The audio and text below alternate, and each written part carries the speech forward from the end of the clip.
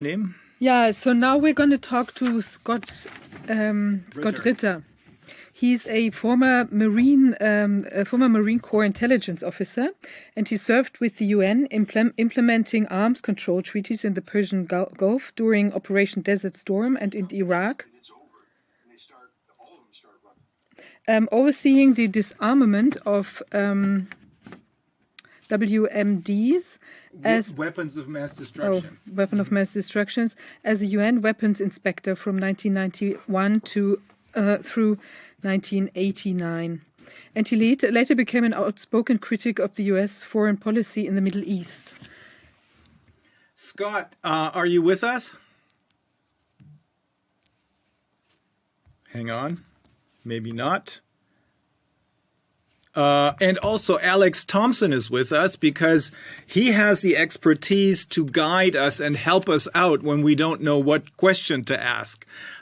We do know a lot. We have a lot of questions, but I would very much like to talk to Scott Ritter now because I have seen some video clips with him, and he's one of the most interesting people and one of the most knowledgeable people with respect to the current crisis in Ukraine. Scott, are you with us? I am. Good morning. Oh, wow, great. Scott, I just mentioned I saw a great video, a great interview that you did for Rick Walker and Brendan Kennedy, two Canadians. And all of us were really impressed because it sort of confirmed what many geopoliticians had told us about the situation in Ukraine, meaning we're only seeing one little piece of the picture, which is probably falsified by the mainstream media. All of the geopoliticians who we spoke with told us there is another side to this story, and one of the best people to talk to is Scott Ritter. Go ahead. No, you have me. So I'm glad to be here, and I'll be more than happy to answer any questions you have. Yes. One of the things you said in that video, in that interview, is that you would not for a second deny that the Ukrainian troops are very competent. They have received billions of dollars from NATO or the U.S. Over the last, decade or so. Well-trained, lots of soldiers. On the other hand, they cannot win this war. Why is that? Well, I mean, military math is why. I'll bring up a movie that, or at least a movie reference or a piece of history that has become sort of myth. Mm-hmm. King Leonidas and the 300 Spartans in the Battle of Thermopylae. I mean, these, depending on which movie you saw, these guys are, all stud warriors. They can thrust spears better than anybody, hoo-yah better than anybody. But at the end of the day, when 1,000,000 arrows come out of the sky, 300 really brave Spartans die. The Ukrainians are not the Spartans. They're very good soldiers. They're very well equipped, and many of them are fighting for a cause that they believe in, either a right-wing ideology that many in the world find odious, or for their homeland, which many in the world can sympathize with.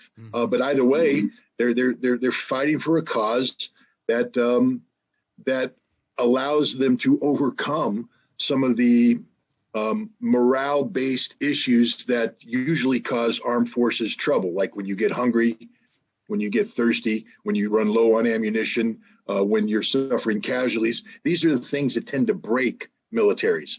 The Ukrainians have shown a surprising resilience, the ability to stay on and fight. But even despite all this, at the end of the day, military math is military math. The Russians have been able, through a very brilliant campaign that emphasizes some of the basic tenets of maneuver warfare, shape the battlefield. And Vladimir Putin alluded to this when he spoke about initiating the special military operation. He said, originally, all we wanted to do is go in and secure the Donbass. But then we were confronted by this mass of Ukrainian troops, between 60 and 100,000, that have accumulated right on the border of Donbass. What do we do about them? And if we focus our effort on them, What do we do about the rest of the Ukrainian military? All 260, well, let's say 100,000 are there. There's still 160,000 more out there in Ukraine with reserves that could amount to another 300,000. Then you throw on, the popular militias that they've mobilized another 100, 200,000. There's a lot of Ukrainians out there. And if you just focus on the Donbass battle, you've ceded the initiative to the Ukrainians to respond in a way that benefits them. So Russia had to shape the larger battlefield by threatening Kiev, diverting Ukrainian resources there, by securing a land bridge that facilitated lines of communication between Crimea and the main part of Russia. That involved, seizing Mariupol, et cetera, by carrying out a very extensive strategic air campaign that neutralized Ukrainian logistics and command and control. This was phase one of the operation.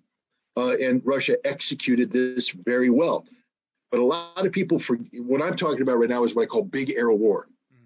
That's strategic thinking, big arrow with big arrow results. A lot of people get caught down into what I call the little arrow war. That means when you get down into the weeds, war is ugly. And when you fight an army that is as capable as Ukrainians, ugly things are going to happen to you. This isn't all about Russia dominating the tactical situation 100%. It's actually most combat is a 50-50 proposition going in. People give as well as they take until some advantage is achieved on the battlefield, whether it be a maneuver advantage, a firepower advantage, something of that nature that tilts the balance in your favor, and then you gradually get control and move. But very rarely in modern war against a capable enemy, you overwhelm them immediately. A grinding battle, which means, guess what? There's going to be videotapes of Russian columns that have been destroyed. There's going to be videotapes of destroyed Russian equipment, captured Russian troops, dead Russian soldiers. And the media has played these over and over again, creating the illusion of a Russian defeat. But if you walk away from the videos and look at the map, you'll see that it's a strategic Russian victory that's taking place. It's unfolding slower than it would have if the Russians used their traditional doctrine, which emphasizes heavy firepower and massed attack. The Russians made a decision going in that they were not going to do this because that would result in massive civilian casualties and damage to the civilian infrastructure. So Russia has taken a lighter approach, one that actually puts them at a tactical disadvantage. One of the reasons why the Russians are suffering casualties is that they have foregone their advantage in the application of firepower. Because if you pound the Ukrainian soldiers to death, you're also pounding Ukrainian civilians to death. And the Russians have said, we don't want to do that. Yeah, are civilians dying? Absolutely. That's a tragic outcome of war. But when you look, again, military math, in the study of military history, when you study modern war, generally speaking, the ratio of dead civilian to dead combatant comes down to roughly 1 to 1. You could go up to 1.2 to 1, 1.3 to 1, et cetera, but roughly 1 to 1. That is, for every civilian killed, there's a dead combatant, whether it be a Russian or a Ukrainian. Here, we have a situation where for every civilian killed, you have around 5 or 6 dead combatants. Wow. What does that tell you? It tells you that the fighting that's taking place is being done in a manner that seeks to avoid unnecessary civilian casualties. Now, people will say, well, what about all the residential neighborhoods that are being bombed? Now we come to the problem. Mm-hmm. They're being bombed not because Russia says, hey, I want to bomb a residential area. They're being bombed because the Ukrainians have decided to turn that residential area into a military target, either through making its line of defense there or putting logistics, equipment, et cetera, that requires an attack. So what casualties are taking place on the battlefield aren't because the Russians have decided to undertake a course of action that kills civilians. It's because the Ukrainians have decided to create a battlefield where the civilians live. And this is problematic because the international humanitarian law, the laws of war, prohibit the use of human shields. And this is exactly what the Ukrainians are doing. By allowing civilians to be integrated into the battlefield, the Ukrainians are creating a de facto human shield. And so when all these allegations out here about war crimes, this, war crimes, that, at the end of the day, if you dig deep into every single one of these issues, you will find more often than not that the problem isn't Russia, the problem is Ukraine. And again, this all plays into a perception that's being portrayed by the media that is negative towards what Russia is doing. I'm not here to cheer on the Russians. They made a geopolitical strategic decision that they have to explain to the world at some point. They've tried to justify it through Article 51, preemptive collective self-defense. I believe they have a case, but it's a tough case to make. And it's someday they're going to have to make that case. I'm not sitting here saying that Ukraine doesn't have sovereign rights. They do. I'm just talking about the reality on the ground. Regardless of which side you're on, the reality on the ground is that Russia is winning this conflict. Moreover, Russia will win this conflict. You said in that aforementioned video that right from the start, it was clear that Russia wasn't really trying to take over Ukraine. If they had wanted that, they would have had to go in, and again, this is military math, they would have had to go in with a force of soldiers 3 times as many as the Ukrainians, meaning 1.8 million soldiers, I believe, because the Ukrainians have some 600,000 fighters. And they didn't. They came in with 200,000 soldiers, which means that they must have, because they're not stupid. You said Putin, like him or not, but he's a smart person. He's good at what he's doing.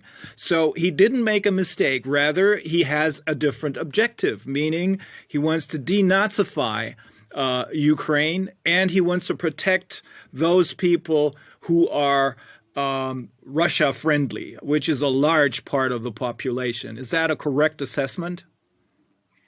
Yes, the 26%, I believe, of the population in Ukraine is ethnic Russian, and then a larger percentage, speak Russian as the first language. There's another objective too, which a military objective, which is the demilitarization. Yeah. That is the fact that the Ukrainian military had become a de facto proxy of NATO.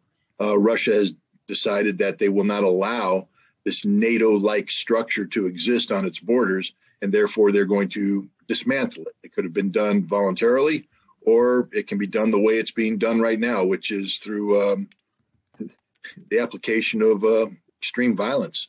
And then both these military objectives are attached to an overall political objective, which is the neutrality of Ukraine, that Ukraine will not be a NATO member ever in perpetuity. Not going to happen. Yeah. And that's what precipitated this conflict to begin with. This is the expansion of NATO eastward. Despite assurances given back in 1990 to Mikhail Gorbachev that they wouldn't take advantage of the collapse of the Warsaw Pact. Now, the Warsaw Pact didn't collapse when they did it, but Germany had unified, and that was the beginning of the end. And everybody knew that when they talked about not 1 inch eastward, that it was not just Germany they were talking about what would happen eventually when the rest of the Warsaw Pact, dissolved. But this expansion was deemed to be a threat by Russia with just cause. NATO keeps calling itself a defensive alliance, but the fact of the matter is, in recent history, NATO has been an offensive alliance. Not just an offensive alliance, but an offensive alliance that's geared towards regime change. The attack on Serbia was designed to remove Slobodan Milosevic from power. The attack on Libya was designed to remove Muammar Gaddafi from power. The reinforcement of Iraq in 2004, the training mission, certified a military campaign that was designed to remove Saddam Hussein from power. And of course, the efforts in Afghanistan, deemed to be nation building in nature, were in support of regime change of the Taliban. So it's not just that NATO is an offensive organization. NATO is an offensive organization whose military objectives almost always include regime change. So now you have this expansive, offensive-oriented military alliance moving towards your border, and they've deemed you to be enemy number one. They don't use the term enemy, but you are protagonist number one. You are the reason NATO exists, being Russia. So as the Russians watch this happen, they basically are saying, we're not going to swallow this poison pill. Mm-hmm. We're going to swat it away. We're going to change the dynamic. And one of the things the Russians, one of their goals that go beyond Ukraine is to redefine a European security framework. They've outlined what that would look like in a treaty, that the draft treaty they submitted to NATO in the United States in December of 2021. And this is also one of their objectives, that once the issue of Ukraine is resolved, Russia then will turn to the issue of NATO. And if NATO thinks for a second that this crisis is over, they're wrong. And this crisis will be multifaceted in nature. It has numerous components, one of which is the economic component. Mm-hmm. I think today is the day that the gas is going to get shut off throughout Europe if they don't pay for it in rubles. If the German chancellor hasn't figured it out yet, he committed political and economic suicide by aligning himself with the United States on this issue. And I think the rest of the so-called democratic leaders of Europe are going to figure this out too. The wonderful thing about democracy is that you are ultimately held accountable to your constituents. And if you've created this set of circumstances that have industry shutting down, heat being turned off, your country ceasing to function normally, I always recall the words of James Carville, who was Bill Clinton's a campaign advisor back when Bill Clinton was running for office and running for president in the early 1990s. Clinton was talking about foreign policy and all this stuff. And Carville said, no, it's the economy, stupid. That's the only thing you need to worry about if you want to get in power. People vote their pocketbooks. And right now, the pocketbooks of Europe are about to become empty. And the Russians know this. So the Russians are going to be pressing forward advantages, not just a geopolitical advantage they're shaping in Ukraine in terms of demonstrated military supremacy. Because this isn't just about beating Ukraine. Russia is defeating NATO. This is a huge embarrassment for NATO. NATO set Ukraine up to fail. And this is on the heels of yet another NATO embarrassment in Afghanistan. So NATO is coming out of this not looking strong. Joe Biden can come and give all the speeches he wants to in Poland and in Brussels. But the reality is NATO is impotent. They look impotent. They don't know what to do. They don't know how to react. And now they're talking about spending hundreds of billions of dollars and beefing up their military to respond to this new Russian reality when their economy is about to tank. Where do they think they're going to get that money? Do they think American troops are just going to magically appear on their soil? They don't understand the modern reality of America. You want American troops? You pay for American troops. Because we're going to, have to gin up new brigades. We only have 9 armored brigades in the United States military. We have just pivoted on a geopolitical level to confronting China in the Pacific, which means many of these brigades are earmarked for potential conflict in South Korea. And who knows what we're going to gin up regarding Taiwan. So it's not like we have a bunch of armored brigades sitting around that we can just willy-nilly throw into Europe. The last time we confronted Russia, it wasn't about armored brigades, it was about armored divisions. Mm-hmm. We had things called the 2nd Armored Division. We don't have that anymore. We had the 3rd Armored Division. We don't have that anymore. We have 2 armored divisions, I believe, 1st Armored Division and the 1st Cavalry Division. And then we have several armored brigades that are attached to mechanized infantry divisions. We don't fight at the division level anymore. We don't fight at corps level. Guess who does? The Russians. They're proving it right now. So, NATO is talking about beefing up its security on the eastern flank with what troops? Who's going to do this? The 82nd Airborne? They are road bumps. I have a lot of respect for soldiers who jump out of airplanes. It's pretty cool. But when they land on the ground, they're still just an infantryman with a rifle, maybe some mortars, maybe some javelin missiles. That's it. And when the Russians come at them with the 1st Guards Tank Army, they die instantly.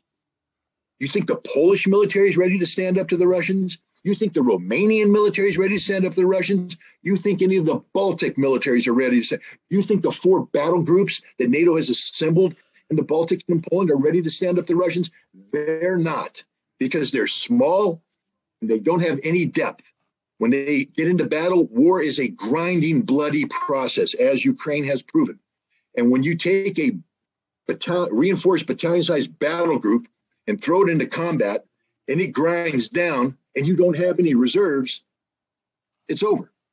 It's over. They can fight bravely, but they will die bravely. And they will be taken prisoner bravely.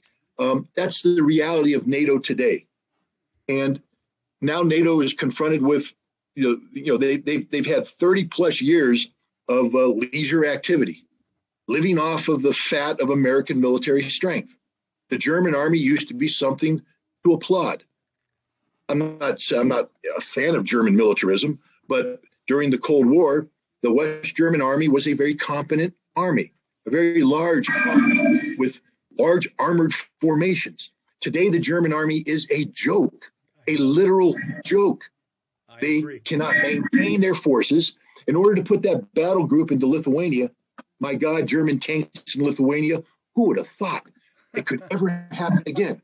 I mean, just the vision of that alone tells you that the Germans are incompetent. Yeah. But now you come to the fact they want to put this battalion there. The two armored brigades that they had to cannibalize because they can't get the brigade out of the caserne because nothing works. They haven't maintained it. And even if they got it out, they don't know how to fight. So who are the Germans fooling? And now they want to spend $100 billion to magically recreate the Wehrmacht. I mean, it's crazy talk. And to what purpose? The Russians do not want to refight the Battle of Berlin. So Berliners, you're safe. The Russians aren't coming for you unless you push it. Unless we push it. And some of this has been happening. Some of this push has been happening. All the Russians want is a return to the 1997 NATO structure. Mm-hmm. They're not saying that Poland and the Baltics and Romania and Bulgaria have to leave NATO. No, Russia doesn't care. Stay. Mm-hmm. But what they don't want is NATO infrastructure brought into these countries close to the Russian border. So they want to redo. And if NATO would just put on their thinking caps, they would recognize that this is sound. This is positive, because anything other than that recreates the Cold War, which Russia is ready right now to fight. And NATO's not. Yeah. So why do you want to create the conditions for something you are not ready to do? And frankly speaking, will never be ready to do, because Russia is getting ready to shut down the European economy. Yeah. And how are you going to pay for this militarization? And even if you do this, does Europe really want to totally surrender itself to the United States? Because that's what's about to happen. Yeah. If Europe buys into this new NATO, et cetera, Europe is going to be, subordinate itself politically, militarily, and economically to the United States. Who's making money out of this whole shift to gas? It's not Russia. It's the United States. If Europe stops buying Russian gas and starts buying American gas, even if the Americans could provide it in the quantities that that Europe needed, Europe's going to be paying through the nose for this gas. It's going to be more expensive. Yeah. So if this is really the direction Europe wants to go, so be it. But if they were smart, they'd consider not only the reality of what's happening on the ground in Ukraine, but what's getting ready to happen economically and frankly politically to the rest of Europe because of NATO's irresponsible expansion eastward. May I ask Scott at this moment about the thorny issue of Russian troop morale? This seems to be one of the most contested elements of the war in propaganda right now. We see a large amount of Ukrainian signals intelligence rebroadcast by Western media claiming that there are mass defections and mutinies among the naval infantry and the ground troops. Perhaps an over-egged claim that many of the troops are poorly trained and equipped Russian Muslims from the Caucasus and Central Asia or the Siberian Muslim belt, and these men have no affinity with what is going on. A lot of desperate call mama type signals intelligence suggesting that the Russians aren't even getting a chance to engage Ukrainian eyeballs, because in some calls that have been disseminated, the claim is before we even see them, they hit us with their grads. Now, how much of this can you take at face value, particularly given that the boss of my old institution, the British Signals Intelligence Agency, GCHQ, Jeremy Fleming, said just a couple of days ago in Australia, very interesting that a single source intelligence boss would even dare to say this. He wouldn't have done it in my time, but he is now saying that what the claim is, the Russians are not able to win this war, and Putin's military bosses are afraid to tell him the truth. This claim has also been echoed, by the way, by the incoming chief of the British General Staff, Admiral Tony Radakin. How much credence do you set in this? Why would the claim be made at all? And how much of a picture can you get from signals intelligence on its own as to Russian morale? Well, let's start with the larger picture. Why would they be doing this?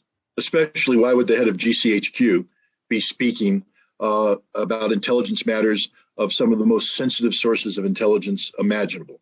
I mean, you and I both have, I assume, have worked in the SIGINT field, and we understand that when you finally are able to get into a target through SIGINT, the last thing you want to do is give any hint that this has occurred, because in an instant, all that goes away. And if that's satellite driven, you've lost billions of dollars.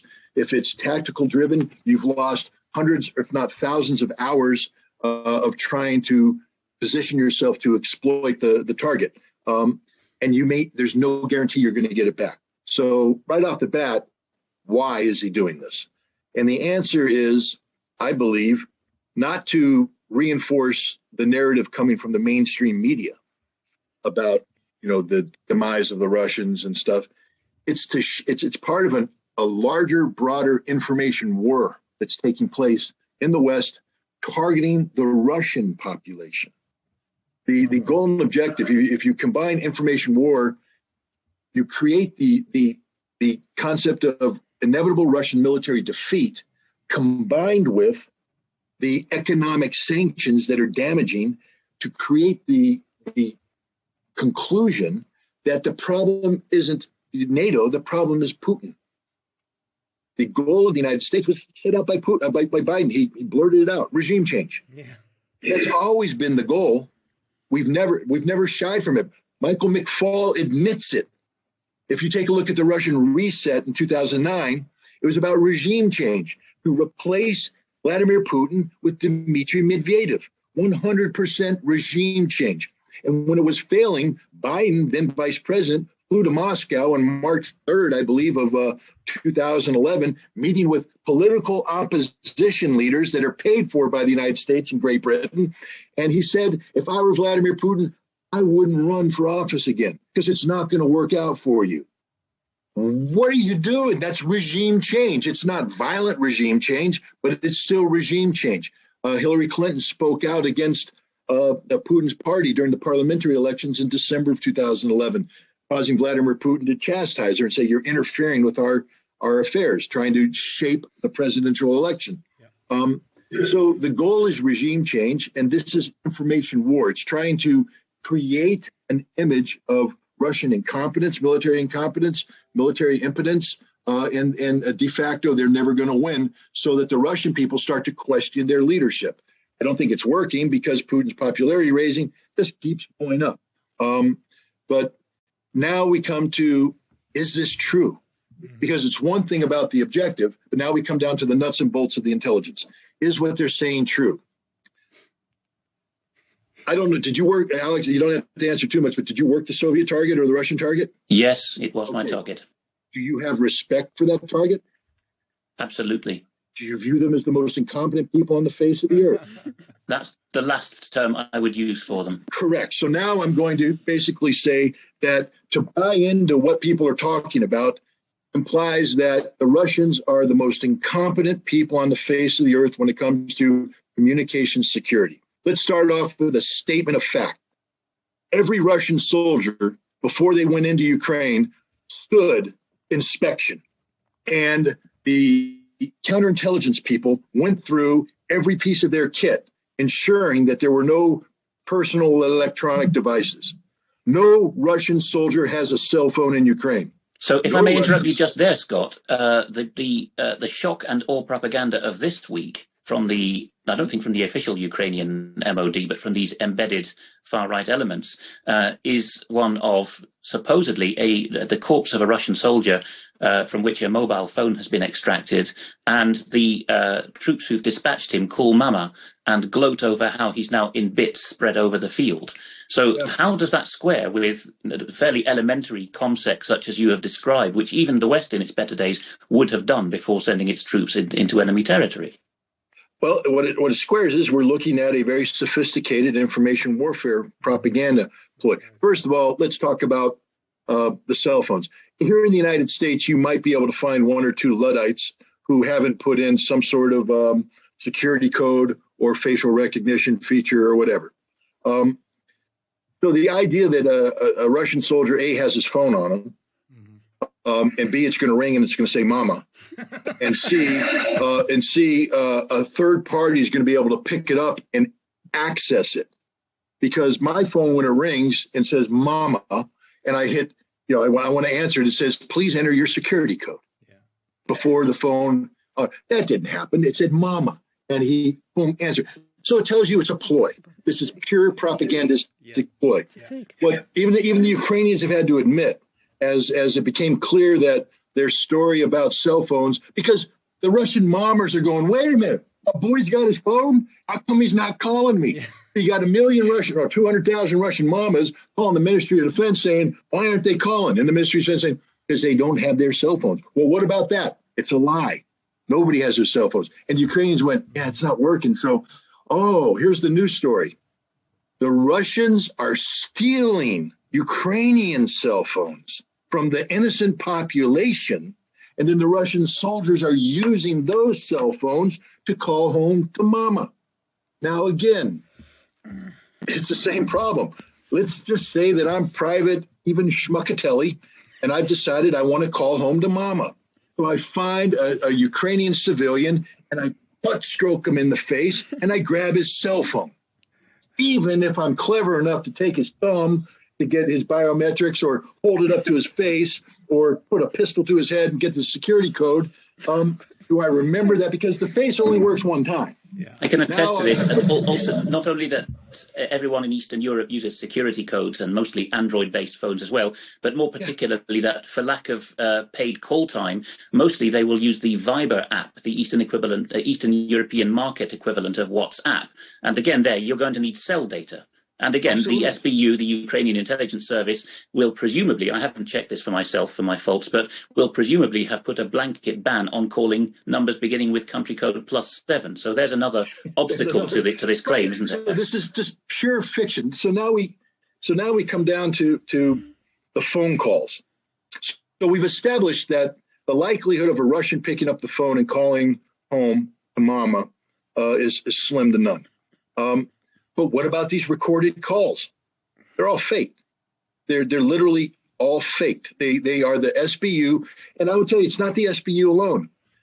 Even before this war started, the CIA and MI6 was heavily integrated with the Ukrainian intelligence services. Extremely heavily, going back 15 years before.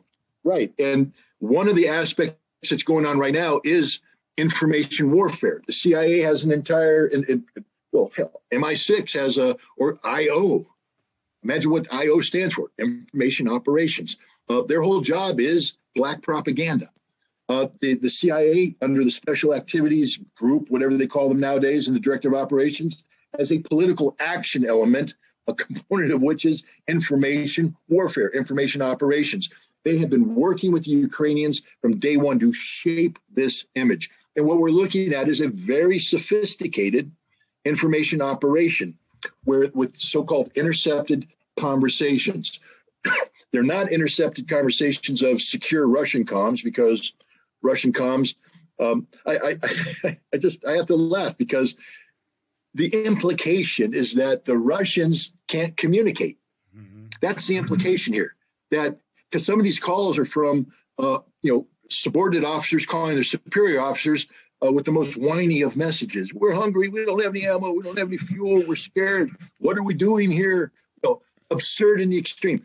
Again, study the Russian target. I have. I can tell you right now that the idea of a Russian battalion tactical group getting ready to cross into Ukraine thinking it's an exercise, no way, is childlike. Yeah.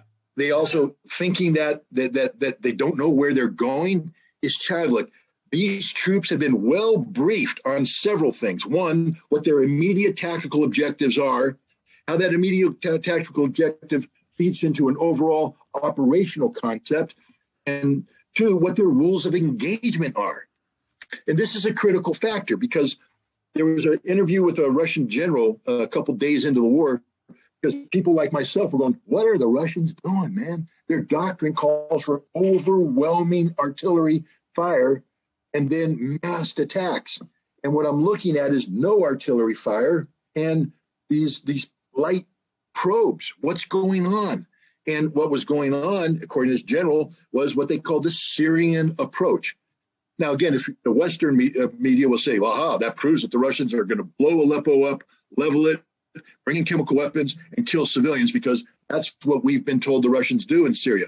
But no, what the Russians do in Syria is surround a civilian population and then give them the opportunity to evacuate with buses. They evacuate all the jihadists out of the areas around Damascus and in southern Libya or Syria, and they took them up to Idlib, where they're concentrated now. So the Russian approach was designed to deliberately avoid unnecessary civilian casualties, which is a stated objective of the Ministry of Defense. They have ordered their troops not to kill not to target civilians, not to damage civilian infrastructure needlessly.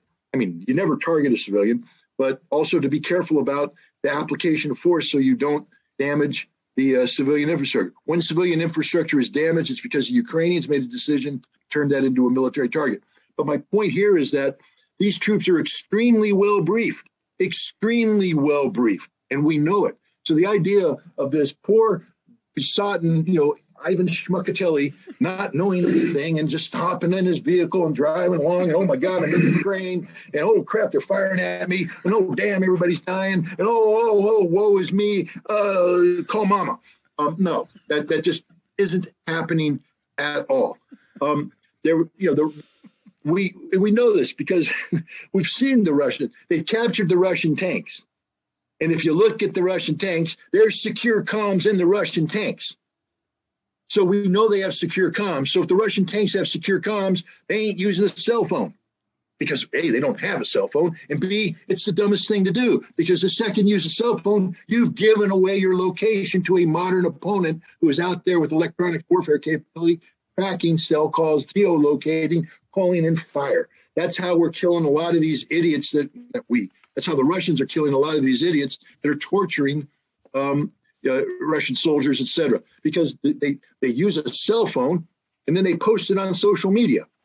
And that creates a signal that then gets intercepted, identifies who did it, and then Russian special forces, who are very good, by the way, come in, grab them, and it's not going to be a good day for these people. But my point is, to get back to the basics here, the whole cell phone thing, the whole intercepted phone call thing just doesn't stand the smell test.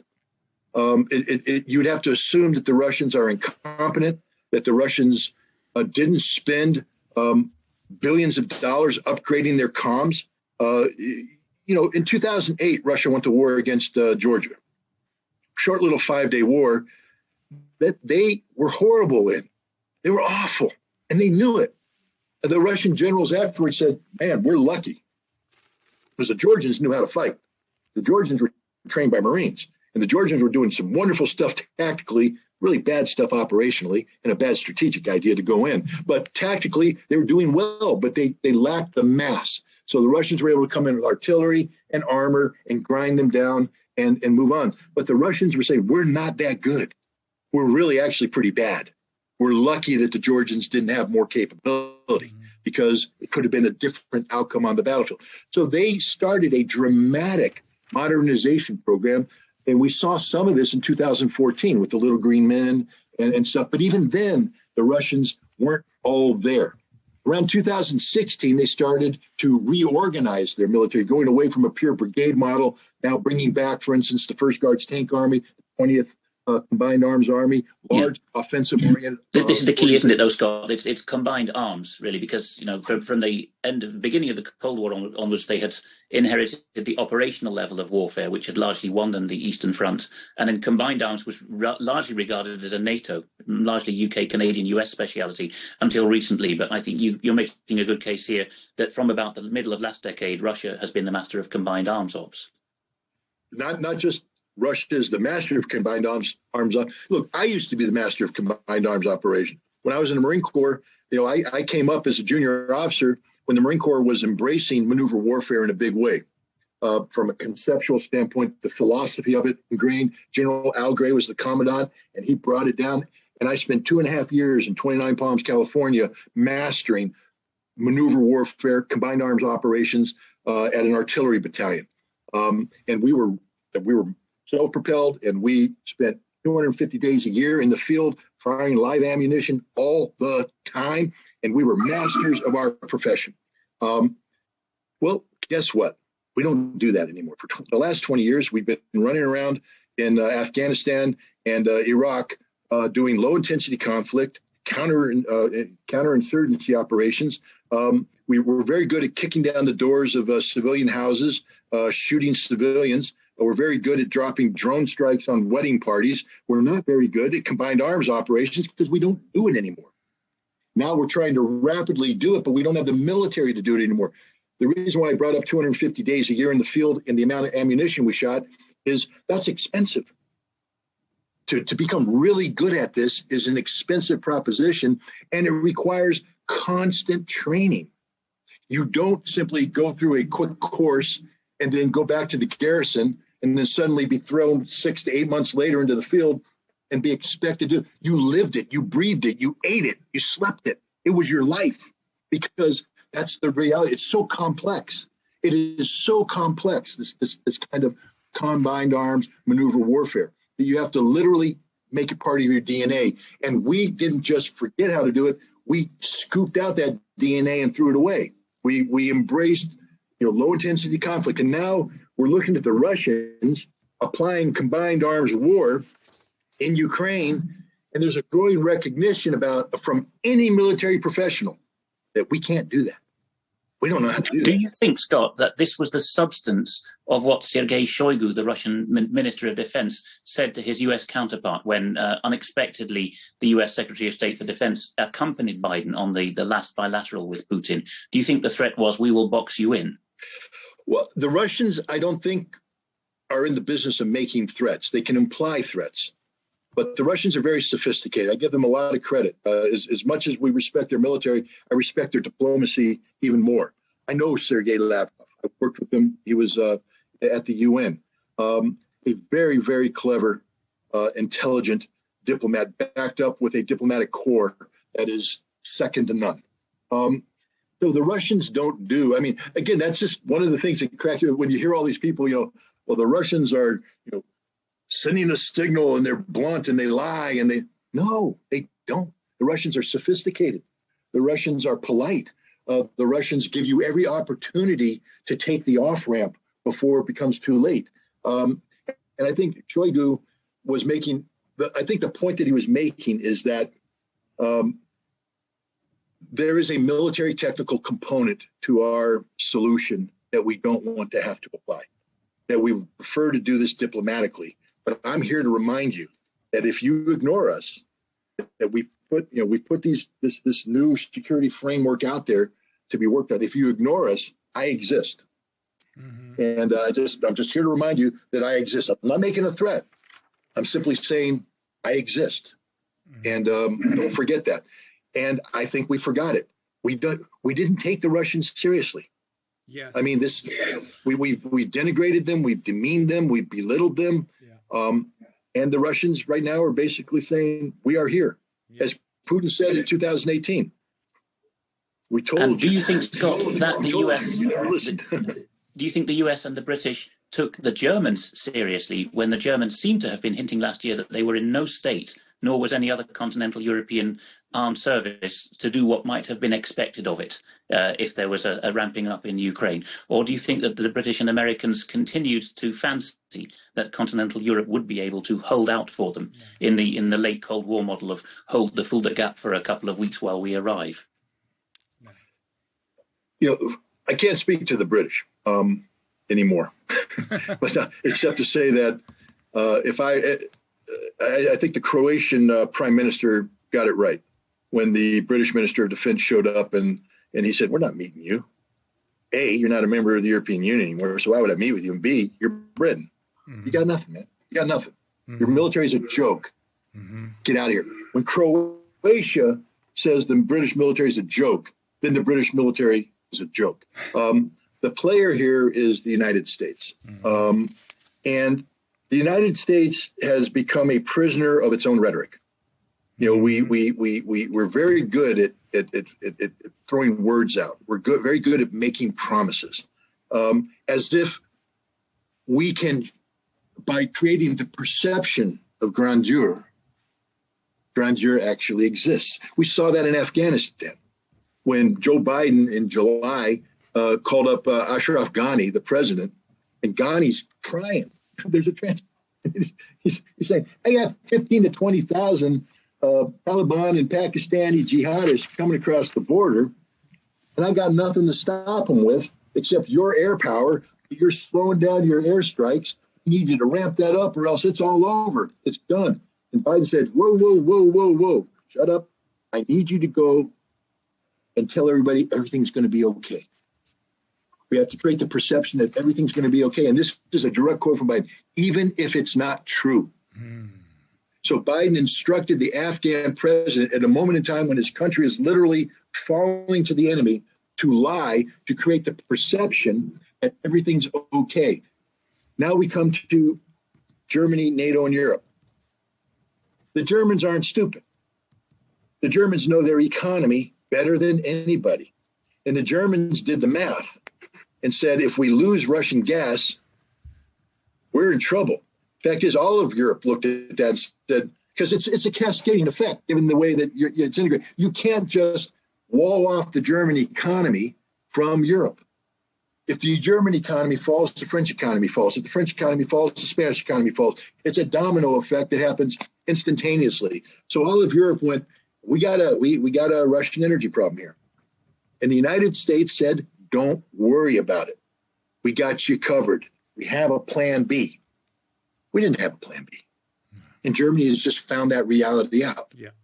We are told that the plan B was US liquefied natural gas being imported in bulk, which I think even Britain is not really completely set up to do. There is a port in West Wales to import it. I think Germany has one too, but you can't switch overnight, even if you can afford American LNG. Well, even if there's enough American LNG, which there isn't. Yeah. You want to know one of the reasons why there's not enough American LNG? Because China bought it all. So if the Americans are selling it to the Chinese because we're going to get greater profit at a time when Europe says we desperately need it. So how good of a friend is the United States? But even if all of the LNG was sent to Europe, Europe can't absorb it. And even if they could absorb it, it's still not enough. This is why the United States went to Qatar and tried to get Qatar to basically redirect its liquid natural. We even went to Algeria and begged the Algerians to send gas to Europe. Algeria told us to take a hike. The Qataris are looking at it.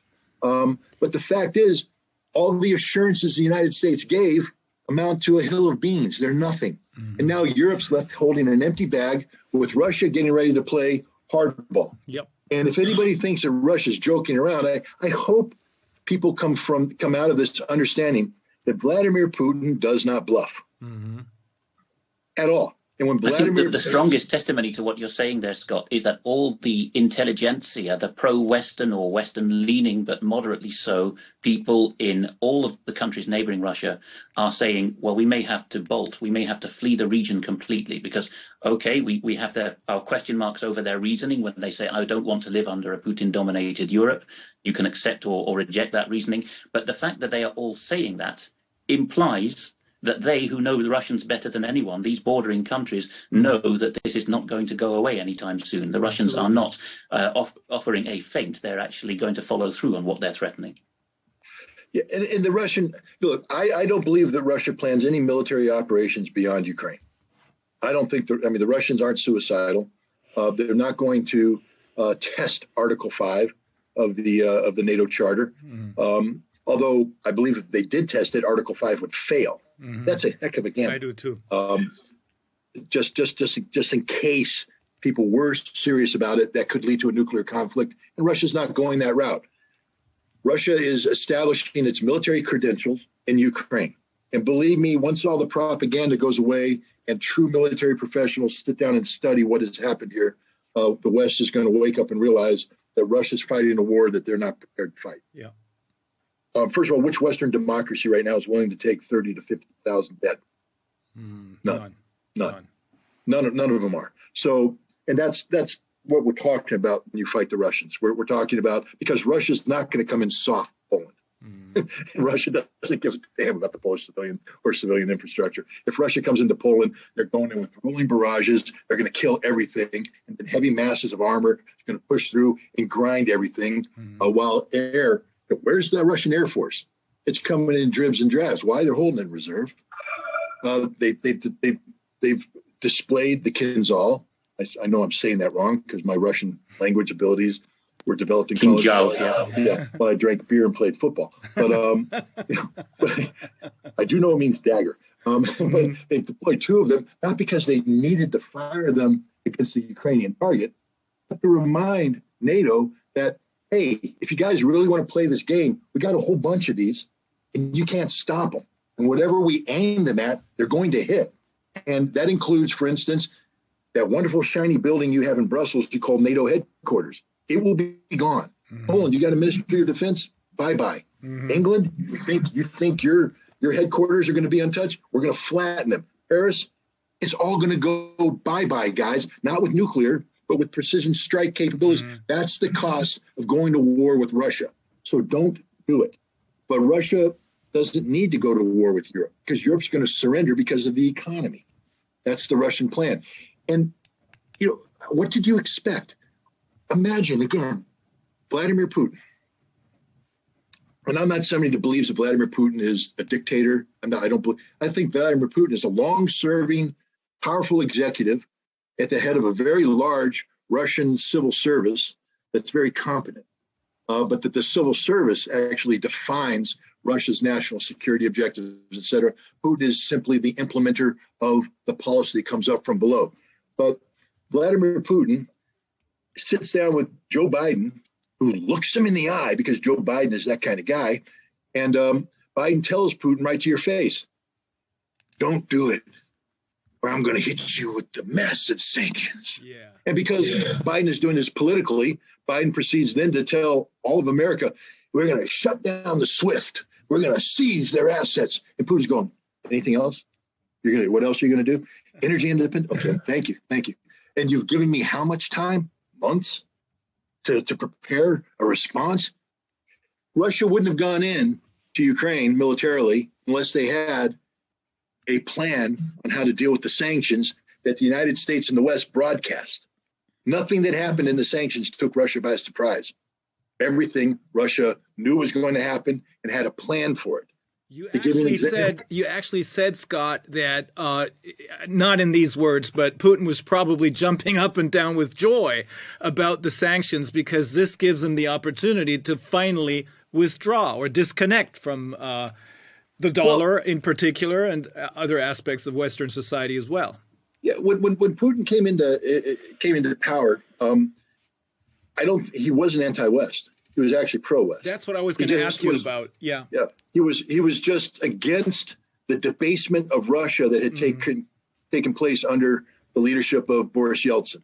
But Putin wasn't, I'm going to walk away from the West. It was, I want to learn to work with the West as an equal, not as a subordinate.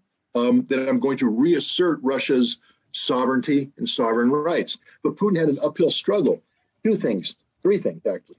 One was the heavy presence of what I call carpetbagger Western economists operating inside Russia, who had turned Russia into a giant money tree for the West, but not for the Russians. Two was this extraordinarily corrupt oligarch class that had basically robbed Russia blind by playing games with shares, et cetera, to acquire former state enterprises and turn them into personal monopolies that printed money and turned them into billionaires overnight.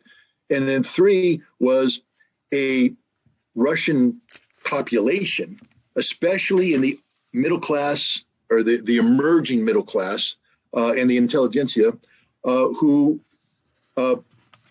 because of perestroika, actually, looked to the West as being their economic salvation. Even though perestroika was, incompetently implemented, and maybe the basic premise of it was not sound. The idea was that centralized economic planning is not the solution, that we need to go more to a more capitalistic model, et cetera. And this influential segment of Russian population bought into it. So even while Russia is lying prostrate for the West, the billionaires are robbing it, you had Russian business class working with the West, bringing in Western businesses, getting investment, building businesses, building an economic lifestyle. And this business class has some political clout. Some people say that they constitute 20% of the electorate. So now you have Putin saying, okay, how do I navigate these waters? Well, the first thing he did is he took control of the oligarchs. He brought them in and he said, you guys got a lot of money and I need that money. So I'm going to let you have that money, but you got to learn to invest it within the framework of law. And 2, if you get involved in local politics, I'll kill you. I'll kill you economically. I'll arrest you. And if you want to play real ball, I'll kill you. That's just because this is serious. The oligarchs are a threat to Russia. They're a threat to Russian sovereignty, and et cetera. But they're too powerful. They have too much money, too much accumulated wealth. And a very large number of these oligarchs, including some very powerful ones, such as Boris Berezovsky, immediately fled to London as soon as Putin took office, even though his full intent was not clear. And within 5 or 6 years, in the tenure of Chris Steele and others whom I met personally, the Berezovsky clan was effectively steering the MI6 Russia desk. I think that I'm not blowing the gaff on anything here. This is well known now from a number of investigations that have come out into the open. It was effectively a Berezovsky analysis of Russia by the time of the Litvinenko case. So that was clearly playing in the background. In the end, Putin knew that his worst enemies were almost safe abroad, and some of them fled back to Russia in panic, defected back to Russia because they were afraid of what would happen to them in the West if they played that game any longer. Mm-hmm. No, you're absolutely right. Look, we could spend a lot of time on Christopher Steele and how Orbis came into being, what Orbis really is. Anyways, that's a different rabbit hole. But I agree with you 100%. But so he brought the oligarchs under as much control as he could. He took care of the West by threatening the nationalization of industries, compelling Chevron and British Petroleum others to more realistically redefine their relationship with Russia, because they were just simply robbing the Russians blind because Yeltsin had no choice. So Putin brought this under control, and then he sought to further the economic integration, to encourage Western businesses to come in, et cetera. But how did the West respond to this? Both Britain and the United States felt threatened by Putin, so they used people like Michael McFaul and others to promote the democratization of Russian society. Now, in theory, that's not a bad thing. Everybody believes in democracy, but this wasn't democracy. This was, again, to assert Western control over Russian politics. This is about buying political opposition groups, buying political opposition figures. And so this Western connectivity became a threat to Putin. But Putin was never able to divorce himself from the West, because a divorce would be radical in nature. And immediately he would have 20% of this electorate who's pretty much apolitical. They're going to vote for you as long as they have economic benefit. And besides, there was an octopus reaching both ways. There was the octopus reaching from London and the CIA into Russia, because the oligarchs of the previous regime knew very well where Russia's weak points were and knew how to sell the worst story about the Putin administration. But there was also an octopus reaching from London, New York and Switzerland into Moscow in the form of the auditors, who were auditing everything right through to the military-industrial complex in Russia and acting as effectively the front line of Western intelligence. Absolutely. That really took until the mid-2010s to be addressed. So it took a decade or more for Putin to clear the decks to be able to deal with the economic traitors in his midst. One of the greatest intelligence victories the West had, among many during this time, because Russia was literally an open book to be plucked, was the Cooperative Threat Reduction Program, the Nunn-Lugar Act, that created an entire defense agency whose sole job was to go in and take control of the greatest national secrets of the Soviet Union, their nuclear infrastructure, their biological, their chemical weapons, and all that involved. That the U.S. insinuated itself in there, and then got upset with Putin when he said, "We don't need your money anymore, so take a hike," because there was a pure intelligence operation. I mean, it really, that's what it was. It was a threat to Russia. But the bottom line is Putin was held hostage to this. You couldn't dramatically break from it because you could lose an election. That's, again, proof positive Putin is not a dictator. He is vulnerable and during an election. He could lose an election. So what did the West do? The West just gave him the greatest gift. First of all, by targeting the oligarchs and seizing their assets, they neutered the oligarchs. Now the oligarchs are in Russia with no money, no power, no nothing, and Putin's going, leave. I don't want you anymore. You're traitors. Go back to your mansions. Get out of Russia. You're no longer a factor. I mean, Putin is literally dancing a jig because of this, because now the oligarch class has been eliminated. It's no longer. And the ones that were in London all this while, who thought that they were buying their freedom by donating to both of the usual ruling classes in Britain, have suddenly found that they are also out on their ear. They are being held by the short ones, aren't they? And told you will completely surrender your assets to us and become anti-Putin shill. And they don't even have a yacht to retreat on anymore. But then the other gift they gave him was this 20% of the electorate that's entwined with the West. There's a divorce now. It's an absolute divorce. It's a violent divorce. But Putin didn't bring it on. The West did it. Yeah. And so you're not getting the kind of political backlash that would have occurred had Putin been the initiator of this divorce. And so what now is you have a Russian population feeling betrayed by the West and embracing the pivot that's taking place right now. How do we know this? One, I mean, Putin shut the markets down, but then he reopened them and the markets are functioning normally. In fact, they're going up. They haven't collapsed the way Biden bragged that they would. Two, Putin has been masterful. I don't know what I don't know what the long-term opportunities are for the ruble, but in the short term, what a dramatic thing he's done, linking it to the gold standard and then demanding payments in ruble, and suddenly the ruble is a currency of trade. And so everything the West thought was going to happen in Russia isn't happening in Russia. The Russian people didn't rise up. The ruble isn't collapsed. The market hasn't collapsed. In fact, the more Russia pivots, the more investors from other non-European entities start to move into the vacuum created by the departure of the West, the stronger Russia is going to get. So, this economic war that Europe bought into, sold by the United States, turning out to be one of the greatest geopolitical disasters for Europe imaginable.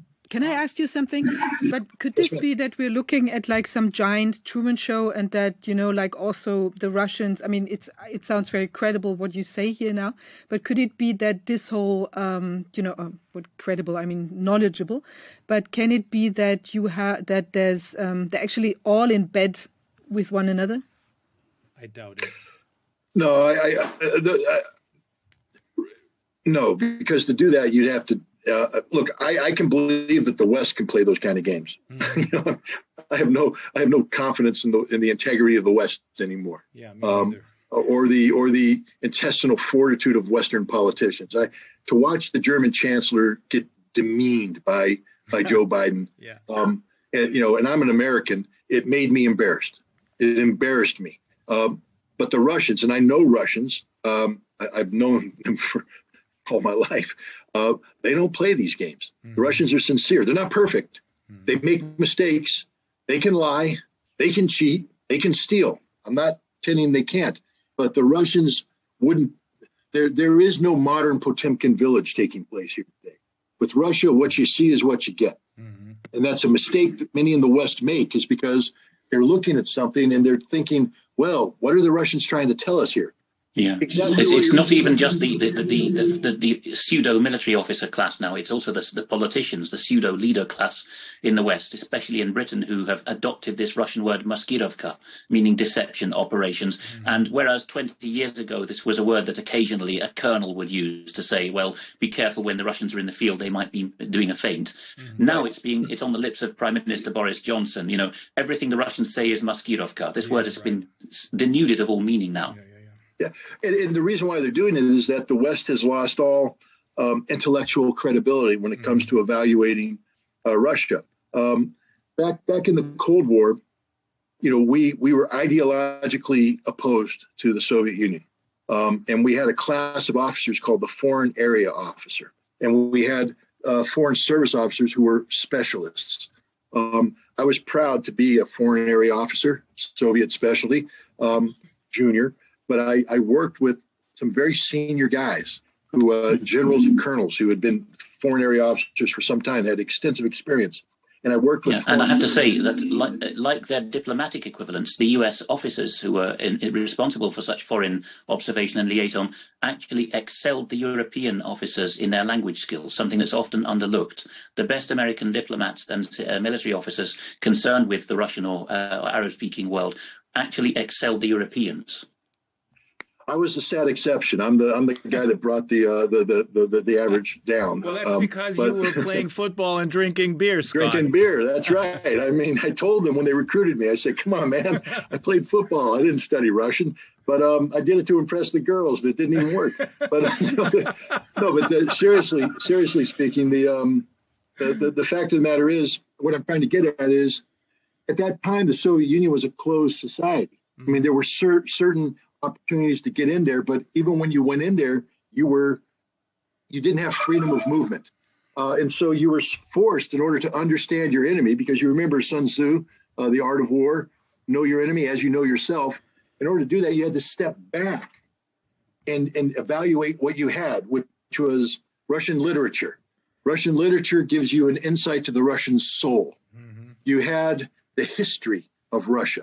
And history repeats itself. Never forget that. So if you studied, for instance, the campaigns of Suvorov, and you studied the campaigns of the Russian generals during World War I, and you were able to get a glimpse into Tukhachevsky, you had a good understanding of the foundation of modern Soviet military thinking. You studied their history, their culture, everything about them, so that you could then think like a Russian, think like a Soviet, and then make good, sound assessments.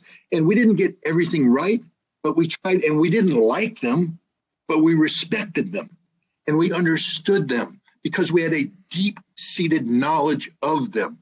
Then the Soviet Union collapsed, and overnight, that approach went away because suddenly the doors open. We have free access to everything. Now, one would think, if that's the case, you immediately run to the archives and start reading primary research material. You immediately sit down with the former Soviets and treat them as respect, and you talk to them, understand them, trying to find out. That's not what we did. Instead of a Russian expert, we had economic carpetbaggers who went in not looking how to understand the Russians, but to exploit the Russians. And we did that under Boris Yeltsin. We created this notion of democracy when we knew there was nothing democratic going on in Russia during this time. How could it, when you have tanks firing in October 1993 at the Russian parliament? I mean, people tend to have forgotten that.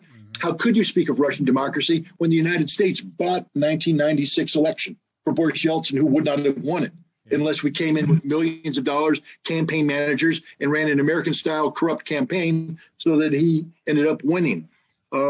So we spent a decade doing this, and in the process, all the foreign area officers, the old ones, retired, were pushed aside. The CIA, I'm not bragging, but when I left, when in 1991, when I left the Marines, the CIA tried to recruit me to come in and work the Soviet analysis decks, because while I had been in Russia implementing the Intermediate Nuclear Forces Treaty, I got 2 classified commendations from the director of the CIA for my work. I was considered to be hot stuff. And I turned it down. I ended up going to work for the United Nations. But later on in 1992, the CIA, someone came back and said, could you come back? I did an interview with what had become OREO, the Office of Russian and East European Eurasian Affairs. And the head of OREO, who was a nobody when Sova was around, Sova was the elite analytical arm of the CIA, the best of the best. Now I come into their replacement, and he says, no, we don't need people of your thinking. In 1 year, my thinking, my approach, which got me 2 classified commendations from the director of the CIA, was now seen to be inconvenient. OREO were my CIA opposite numbers, and I would go over most years, once a year to Langley, or they'd come over to London. And most of the chit chat was all, Beltway bubble stuff. It was, I asked one lady over a sort of a British American dinner something about her husband, because she'd mentioned having children. She said, assumptions. It was all politically correct. There was very little interest in Russia as a country, I think, by the time I had to deal with the OREO guys. Right, but did you ever deal with Sova guys? Sorry? Did you ever deal with Sova? No, that was before my time. I came in 2001. Sova guys are just the opposite. Sova guys, I always hate to refer to movies because life isn't Hollywood, but they did a movie adaptation with Gary Oldman of Tinker Tailor Soldier Spy. Yeah. And they have a gathering of the circus at Christmas time. And you see Santa comes in dressed as Lenin. They're singing the Internationale, and all their small talk is about Russia, about the Soviets. That was Sova. They lived it 24/7. They made jokes in Russian. You couldn't go out with them. Even if you wanted to talk about American football, they would turn it into something that dealt with. I met some of these old hands. I think some of them ended up at the State Department's intelligence unit, IMD, at Foggy Bottom, and a very few went over to Defense Intelligence. The Brits did the same thing. By the end of the 2000s, at the end of my time in service, the Defense Intelligence staff, the equivalent of the DIA, was still there in Whitehall in the Ministry of Defense, doing the Russian bean counting, thinking and sleeping and breathing in Russian. And then they were told, we're going to sell one of our 2 Ministry of Defense buildings, so you're going to have to cut the Defense Intelligence staff by as many men as it takes to fit them all in one building. That was the extent of the strategic thinking involved. So again, under the colour of money, I think it was more sinister than that. It was, we don't want anyone who understands Russia anymore, because they will get in the way of what the management consultants tell us. Please don't tell me they closed down the old War Office. Some years ago they turned it into a hotel. One of the 2, the old or the new, I forget. And on the one on Northumberland Street, it's become a hotel some years ago. Oh, man. No, I used to work with DIS quite a bit when I was in Iraq, and I always enjoyed going into the old War Office and then working my way back into the bowels to get to Operation Rockingham, and who was doing the Iraq thing. But anyways, back to the point here. My point is, a new class of Russian expert was grown in the United States, and I call them Russian exploiters. And then when Putin came in, they became Putin haters, solely focused on Putin. An interesting, I undertook to actually go and research the academic backgrounds of many of these people. Andrea Taylor, she has a double name, Fiona Hill, and who taught them. The one thing they all have in common is that their PhD theses and their academic focus was authoritarianism. Yes. In particular, authoritarianism in the person of Vladimir Putin. So we have an entire class of so-called Russian experts today that don't know anything about Russia. Well, it's cultural Marxist critical theory, isn't it? It goes back to Adorno and Horkheimer and the immediate post-war idea in the Marxism in the West about the authoritarian personality. Yeah. So it has no legitimacy historically. None whatsoever. And yet that's how our State Department, our defense, and our CIA and and this growing national security community all view Russia. There's no more Russian experts. I mean, in the old days, I could pluck people, and I've done it because I lived that life.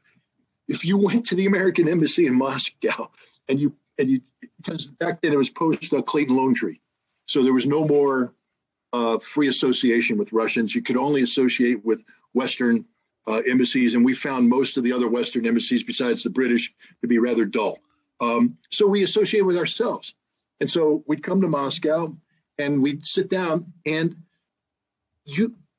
we had an ambassador, Jack Matlock, who was one of the greatest Russian scholars in history. Okay, that tells you what the focus is, and the people under him were all Russian experts. The number 2 guy that charged the affairs today in Moscow knows nothing of Russia. He's not a Russian. He is a diplomatic security specialist. Your number 2 man is a diplomatic security specialist in the most important country in the world today when it comes to American diplomatic interaction. We don't have experts. Fiona Hill is not an expert. Ann Applebaum, even though she's not in government, is not an expert. Susan Glasser is not an expert. These are Putin haters. I call them Putin whisperers because their job right now is to whisper bad Putin things in the ears of government officials who make policy.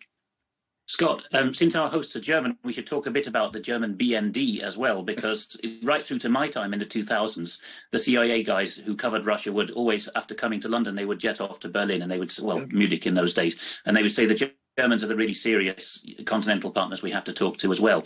But is it imaginable that the BND too has gone down this route, that actually regards the Russians as one-dimensional cardboard cutout villains? They used to have much better penetration, far more Russian speakers and paid agents.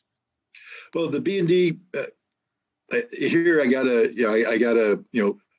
I'll try and rely only on what's public. But the BND the CIA used to have a huge station in Munich.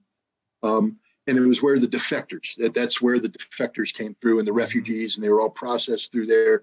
And you plucked out the ones of value, and you either brought them in. And some stayed in Munich to work for Radio Free Europe. Absolutely. Some were turned around and sent back home. That used to be a thing. Around 1990, 1991, that stopped. There was just a de-emphasis. Munich used to also produce through Radio Free Europe, Radio Liberty, that there used to be something called the Foreign Intelligence. Wasn't it just the FIS, Foreign Intelligence Service? No, but they used to publish the press. Every day you could. Yes. That was directly subordinated to the CIA later on as OSINT, the American version of BBC Monitoring. Yeah, and so basically, if a newspaper, FIBIS, the Federal Broadcasting Intelligence Service. That's it, and information service. They didn't call it intelligence, but they used to translate everything, and so even though you weren't in Russia, you could read the Russian newspapers, the local newspapers. You could get a feel. You could get the transcripts of the broadcast, so you could bring the Russian media to you. That went away. They just totally shut that down. Germany shifted gears when the Berlin Wall fell. They became an internally looking force, dealing with the absorption and the challenges absorbing the East Germany. And the Russians became a secondary target, as did everybody. There was no longer. Look, when the another program that was run out of Germany that everybody doesn't want to talk about today was the support for the organization of Ukrainian nationalists, OUN. Now, OUN used to be supported because they were an extension of the Gehlen organization that created the BND that worked with the CIA from 1945 on, using the contacts from the Gehlen organization. The CIA helped direct OUN to carry out a insurgency against the Soviet Union. The OUN did horrible things. They purged the Polish population of Western Ukraine, killing hundreds of thousands. They killed, I think the total figures between 250, 300,000 civilians died in the 10-year period. 36,000 Soviet security forces died. This was big time fighting, but they were defeated. It was all CIA funded, but then the CIA stopped funding the military aspect of it and started funding the political aspect of it. That is the empowerment of the Bandera mentality, the sustainment of Stepan Bandera as a national hero. So if you want to talk about who gave birth to what's going on in Ukraine today, it was the CIA. But even in 1990, the CIA stopped funding that because it was no longer considered to be important. It was no longer a priority. So German intelligence to say, look, if the CIA stops funding the Galen organization's penetration of Ukraine, then it no longer is happening. Because as much as the Germans like to think they have a wonderful intelligence service, and they do have some capabilities, it's totally subordinated to the CIA. And the CIA funds much of it and provides direction for most of their overseas operations. It's pretty similar to how other supposed heavy hitters in intelligence work, such as the Turkish MIT, that actually there's more or less one-to-one. There's an American officer looking over the shoulder of every desk officer in these big intelligence services. I think the exception is the French DGSE, but otherwise the Germans, the Turks, other serious players, they're pretty much CIA steered. Aren't that good? So Scott, I have to say that. I have one which I consider really important question. You when you started out, you said when Putin started out, rather, he was not anti-West. On the contrary, part of the population wanted to emulate the Western lifestyle, wanted to be integrated, and then over time, it seems like they slowly but surely realized that what they're getting from the West is all talk and no action. And in reality, and I think this is what Putin has finally realized, is I don't know who said this, either you or another former advisor to President Reagan, Mr. Are you thinking of Ray McGovern? No, it was Mr. Roberts who told us they should have known this a long time ago, but they kept trying to be friends with the West when in reality the West, and I'm not talking about the people, I'm talking about the governments, when in reality the Western governments, in particular the American governments and the British and the Germans as well, really were their enemy. Now, the important question is this. We have spoken to a number of geopoliticians and journalists and historians who told us, don't be fooled. Putin, just like Xi Jinping, but Putin is completely in line with the World Economic Forum because he used to be. He used to be at their meetings. He used to speak very favorably of the World Economic Forum. The big question is, has he finally realized, despite the fact that he too went along with the anti-corona measures, et cetera, maybe not as bad as the rest of the world, Western world rather, but has he finally realized that it's time to disconnect from that World Economic Forum as well? Because, we started out, this committee started out investigating the corona scam and very quickly realized this is part of the Great Reset, which I come to believe the Ukraine crisis is also part of. Has he understood that he must divorce from that part of the West as well, or is he still with it? What do you think? Well, to answer that question, I'll just take you back to 2007 in the Munich Security Conference, where Vladimir Putin was brought in as the as keynote speaker, under the presumption that he was going to basically bow down to the West and allow the West to, kiss the West ring, and they would anoint him, and he would become part of the team, and all this. And he did the exact opposite. He gave one of the greatest speeches in modern history. And I mean that. Listen to the speech. It's a courageous speech. He's standing before the collective power of the West, people who have held their nose over him, but are getting ready to anoint him as the legitimate successor to Boris Yeltsin, because now Putin is going to play the game. That's what they thought, because Putin had been talking about wanting to be part of the West. But Putin came in and said, I don't want to be part of you, because you stink. He said, you guys revolve around a nation that lies. The United States, they lie. They went to war in Iraq Do you understand what you have done? I think was one of the lines from his speech. Do you That's understand? the title of Thomas Röper's first book, by the way. The book of Putin's speeches translated into German. Do you understand what you have done? I mean, it's a wonderful statement because it's a bold question. And then he sat down and he said, the day of the unipolar world is over. That we are no longer going to be part of a world that gravitates solely around the United States. That instead, we are going to build a multipolar world of which Russia will be one among equals. And his speech was brilliant. But that's the point when you realized that Putin was done. But Putin, as I said, he couldn't just walk away from the West because he had his economy was integrated. He had the oligarchs he had to worry about. He still had the influence of Western money. The price of oil hadn't quite risen to the point where Putin could declare economic independence. I think that came around 2012 and after that. But he put the marker on the table that said, I am not your tool. I am not your fool. Now, what was necessary from 2007 onwards was to create the conditions for the divorce. And the ultimate condition was that the West would have to initiate divorce. And wow, guess what the West just did? Initiated the divorce. It's the greatest gift Vladimir Putin's been given by anybody. And the West doesn't even realize they gave him this gift. Wow.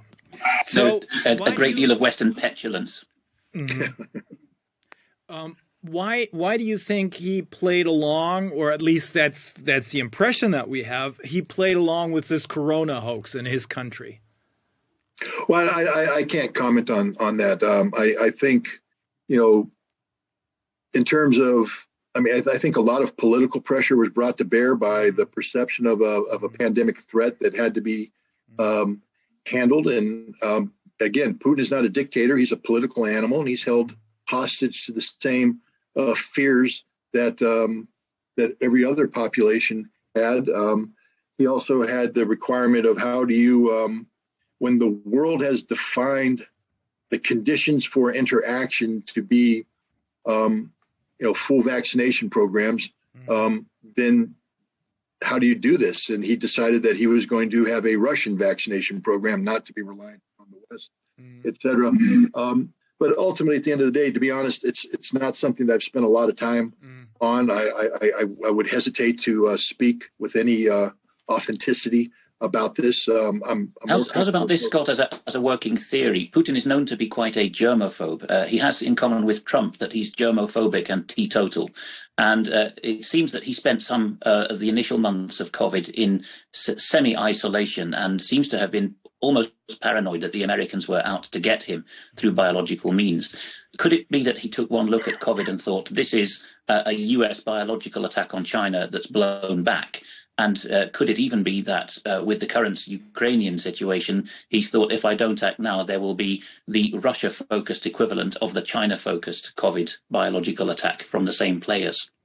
It could be. I just don't have any insight into that to speak about it in an intelligent or informed fashion. What I would say, though, is taking everything you said as a premise. The Russians taking over these biological research facilities and getting access to the documentation they contained about the work they were doing would only feed that paranoia. So, the United States has a lot to answer for regarding what the Defense Threat Reduction Agency was doing in 2016. Well, with the Brits there as well, because an interesting crossover is in the recently released Russian MOD finds the documents about Ukrainian receipt or transfer of biological pathogens to the Brits. The name of Professor Maria Zambon comes up a lot, and she is the head of reference microbiology for what is now called the UK Health Security Agency, formerly known as Public Health England. Her name and official address is on these Ukrainian lab documents as receiving Ukrainian strains or samples of biological of pathogens. And she is the same woman who is involved in referencing the Christian Drosten paper published in January 2020, I think it is. And that detail is available on one website, to my knowledge, in an article from a year ago today, April 1st, 2021. The title is something like PCR Scam Part 3, and it's on the website conservativewoman.co.uk. So key figures like this Professor Maria Zambon seem to be involved in the Ukrainian biolabs right at the top, and at the same time, in the Fons et Origo, the absolute source of the COVID scam, the Christian Drosten paper. Again, divorcing myself from the COVID aspect of it, because I'm not a specialist in this at all.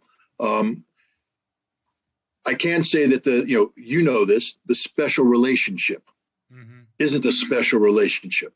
A relationship is two equals. Yeah. This is the special prostitution of England, where England is bought for and everything. And what we do with England is that we allow them to believe that they're a player by throwing them the odd bone that this goes right up to our nuclear weapons, that we can't fire without the US say so. And I don't think you're in full agreement with Joel Skousen, for example, but you'll know of him as an analyst. And one of the things he claims is that since the Clinton era, under PDD-60, a presidential directive, the contents of which are secret, he thinks that not even US submarine commanders, that not even the bomber boats can fire their nukes unilaterally, that the world thinks they can, the US military as a whole thinks they can, but actually, allegedly, according to Joel Skousen, not even the US commanders can do that. It would all have to go through the Pentagon and ultimately through the West Wing of the White House. This kind of authorization, but certainly the Brits have been prostituted in that way. We're regarded as good at soft power, propaganda, PR, public relations, wordsmithing, even up to our top intelligence officials now are regarded by the Americans as a good asset to use, because with that suave voice, they can speak in Canberra in the latest example and say Putin's already lost, and it somehow sounds more convincing than the Americans saying the same thing. But you hit it on the head. You literally hit it on the head. The simplicity. And when I was at the UN, I worked very closely with DIS, with the British military component of GCHQ, the operational guys, 7 Squadron, and all those people. And it was a joke, but we were getting ready to brief an operation that I was responsible for. And I'm the guy. I conceived it. I command it. I'm running it. But my American boss said, "Hey, can we get?" And he mentioned the name of the Brit. Can we get him to do the presentation? I said, "Why?" He said, "Well, I mean, he's knowledgeable, right?" I said, "No, he's very knowledgeable. He's as knowledgeable as I am." But he speaks with a British accent, and they eat that stuff up in Washington D.C. So when you speak like this, it's rather difficult for your American opposite number to criticize or object to what you say. It all sounds rather spiffing. Well, yes, and A, we're smiling, and B, we're intimidated because we're like, wow, he must have gone to Oxford or something. But and the same thing, to be honest, with the Germans. I had a German rocket scientist, literal, working with me. I won't use his name out of respect for his privacy. But, again, if you wanted to make a point about the seriousness of the science, you didn't have me speak, because no one's going to take me serious about the science. My job, I could be serious about muscle. I could be serious about violence. I could be serious about being tough. But if you want to talk about the serious science, we brought in the doctor. And the doctor spoke in his German voice, and he, Achtung, there's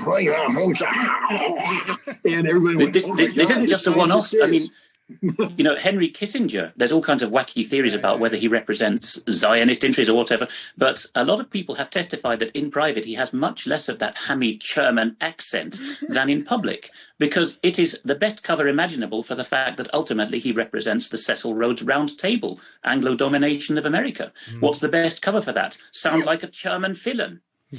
Well, look, maybe Klaus Schwab uses the same trick. Yeah, maybe Klaus Schwab. I'm just saying that the accents were, it's shallow to say that because it didn't change the substance that was being briefed. But the fact of the matter is, accents do matter. Even when I spoke, the United Nations does not like Marine Corps knife hands. This is how I speak. I do knife hand because I'm either pointing at you or I'm slashing your throat. But it's we interpreters don't like it because if you whack the microphone, our ears suffer because we've got the headphones on high volume. A big problem. And so the one time that I was asked, they tried to keep me secret from the media for a long time, but the Iraqis made that impossible by publishing my name and calling me the most evil man on the planet. And so I had to present myself before the international press community as part of, here are your inspectors. And I had come back from Iraq after a long period of time where my hair was quite long, and I was going to go get a haircut for this briefing. And Charles Dolfer, the American deputy, said, no, keep the hair long. Fact is, comb it out I want you to look like you are some sort of, he said, you got to wear, I want your arms like this, no knife hands, arms like this. And when you speak, I want people to think of you as sort of a lost poet. I want people to look at you and say, oh, he's a soft, lost poet. The last thing I want is for you to shave your head, stand up in front of them, and knife hand them to death. And so they actually held me back till the very end when they brought me out, and I was supposed to stutter a little bit. And my name is this. Oh, shucks, I got long hair. I'm a poet. And it didn't work because somebody asked a question. I got mad at, my eyes went sharp, and I knife handed them. But it's all, there's a lot of posturing that takes place when you get involved in international politics. And in the American arena, to get back to what British accent is it's a real thing. We're intimidated by it. Fiona Hill, what else gives her credibility? Her knowledge? No. But when she speaks with a British accent. Yeah. You can get away with anything, even with the European continentals. For example, Fiona Hill, who comes from County Durham in the northeast of England, claimed that she couldn't return the call from the White House at a crucial moment in the Russiagate scandal because she was visiting her relatives in the northeast of England, and, quote, the village is so deprived that there is no mobile phone signal in the village, so I didn't get the call. And this was written up by people at a senior level in the Brussels press as what a symbol of how backward Britain is and how proud we are to be in the EU. Nobody questions it if it's said in an awfully nice British accent. Except if you were there, you got perfect cell signals because Britain has a wonderful cellular infrastructure. Yeah, no, I get it. It's anyways. I have a question. I'd be interested to learn a little bit, about EU experiences with the weapons of mass destruction tracking that you did in Iraq. Well, let's back up because people. One of the questions that I always got when I used to speak about this is, how did you become a weapons inspector? And I always answered, I'm not a biologist, I'm not a chemist, I'm not a rocket scientist, I'm not a nuclear physicist. Well, then why are you a weapons inspector? Because I'm a Marine Corps intelligence officer who isn't afraid of anything. And that's why I was brought in. I joined the Marine Corps and I was commissioned in 1984. As I mentioned, I spent a lot of time in the deserts learning how to kill Russians. But then they signed the Intermediate Nuclear Forces Treaty in December of 1987. Mikhail Gorbachev and Ronald Reagan signed it. And suddenly, the United States was in the business of cooperating with the Soviets, the evil empire, to eliminate entire classes of dangerous nuclear weapons. And the Department of Defense created an organization called the On-Site Inspection Agency that was going to implement this. And the On-Site Inspection Agency needed foreign area officers, Russian speakers of the grade of colonel, well, general from the top, but mainly colonel, lieutenant colonel, and major. They didn't want anybody below the rank of major because you don't make foreign area officers below the rank of major. You pick them as senior captains, you train them, and by the time they're in the field, they're majors. And the Marine Corps was asked to provide a number of them. The Marine Corps found one of the most qualified guys, a guy named Larry Kelly at the time was a lieutenant colonel, best linguist in the world. They call him Pulamyot because he spoke so fast. The thing that gave him away, the KGB said that he speaks perfect Russian, which is why we would know if he was an American spy, because no Russian speaks grammatically correct Russian like he speaks. His Russian was perfect. And once again, I have to throw in there, the Americans do this better than the Brits and the Europeans, contrary to what many people think. Total immersion. I mean, these guys they go through the Defense Language Institute, which used to train people in mediocre Russian. Then a guy named Roland LaJoy took over what's called the United States Army Russia Institute in Garmisch, Germany, which is a finishing school for foreign area officers. And he looked at the horrible quality of linguists coming out of Defense Language Institute, and he did something that nobody ever did before. He started failing people. And in the military, if you fail out of the school, your career is over. And they went, well, no, you're ruining people's career. And he said, no, you ruined their career by letting them graduate DLI without knowing Russian. So suddenly they started taking their language serious. And then they went to Garmisch. It's a finishing school where they literally had a village populated by Russian emigres, and you spoke Russian 24/7, immersed in Russian culture. So that's the quality of people that they were looking for to go into the Soviet Union to implement the on-site inspection agency's mandate for the INF treaty. Marine Corps just didn't have that then. They went down to their database to find captains. The one captain they did have, who was on the hotline in Moscow, very good linguist, he got pulled out and sent to the military liaison mission in Potsdam to do an emergency replacement of an officer that ran over a Spetsnaz guy and got persona non grata out. So no captains. They come down to lieutenants. And my name pops up on the list because I was a Russian history major with a military specialty who took 2 years of Russian language. And I had been foolish enough to write a letter to the Commandant of the Marine Corps requesting to be directly accessed into the intelligence branch, even though you normally needed 3 years of combat arms experience before they would let you become an intelligence officer. But I said, no, I'm a Russian expert. They make me an intelligence officer, and they did. And so my paperwork and my bluffing came back to haunt the United States because they said, Ritter is the guy. He's a lieutenant, but he speaks Russian, and he has all this stuff. So they pulled me in, and they quickly found out that I was literally the least qualified person in the world. I didn't know anything about missiles. I didn't know anything about disarmament. And I didn't speak my Russian. Before I was picked to go over with the advanced party, which says something about some other things I brought to the table. But before they sent me to the advanced party, there was me and another guy, a very good officer who came from Dead A, which was a special forces unit in Berlin. So unconventional warfare guys. And he and I were brought in because we both took college Russian, but they quickly realized that we couldn't even say good morning. So they sent us to This is beginning to remind me of a British Army captain at the beginning of the Second World War who was asked by his colonel, I think it was, any special language skills? And he said, well, I do have a degree in hieroglyphics, sir. What? Hieroglyphics, sir, the language of the pharaohs. Jolly good. I'm posting you for the rest of the war to Torshaven Faroe Islands as the liaison officer. There you go, because you can speak the language of the pharaohs. But they sent us to this 2-week course, and they brought in this poor Russian teacher, and the other officer and I would go and spend 3 hours a day getting total immersion language from her. And at the end of the 2 weeks, she was in tears, crying, how she had betrayed the United States.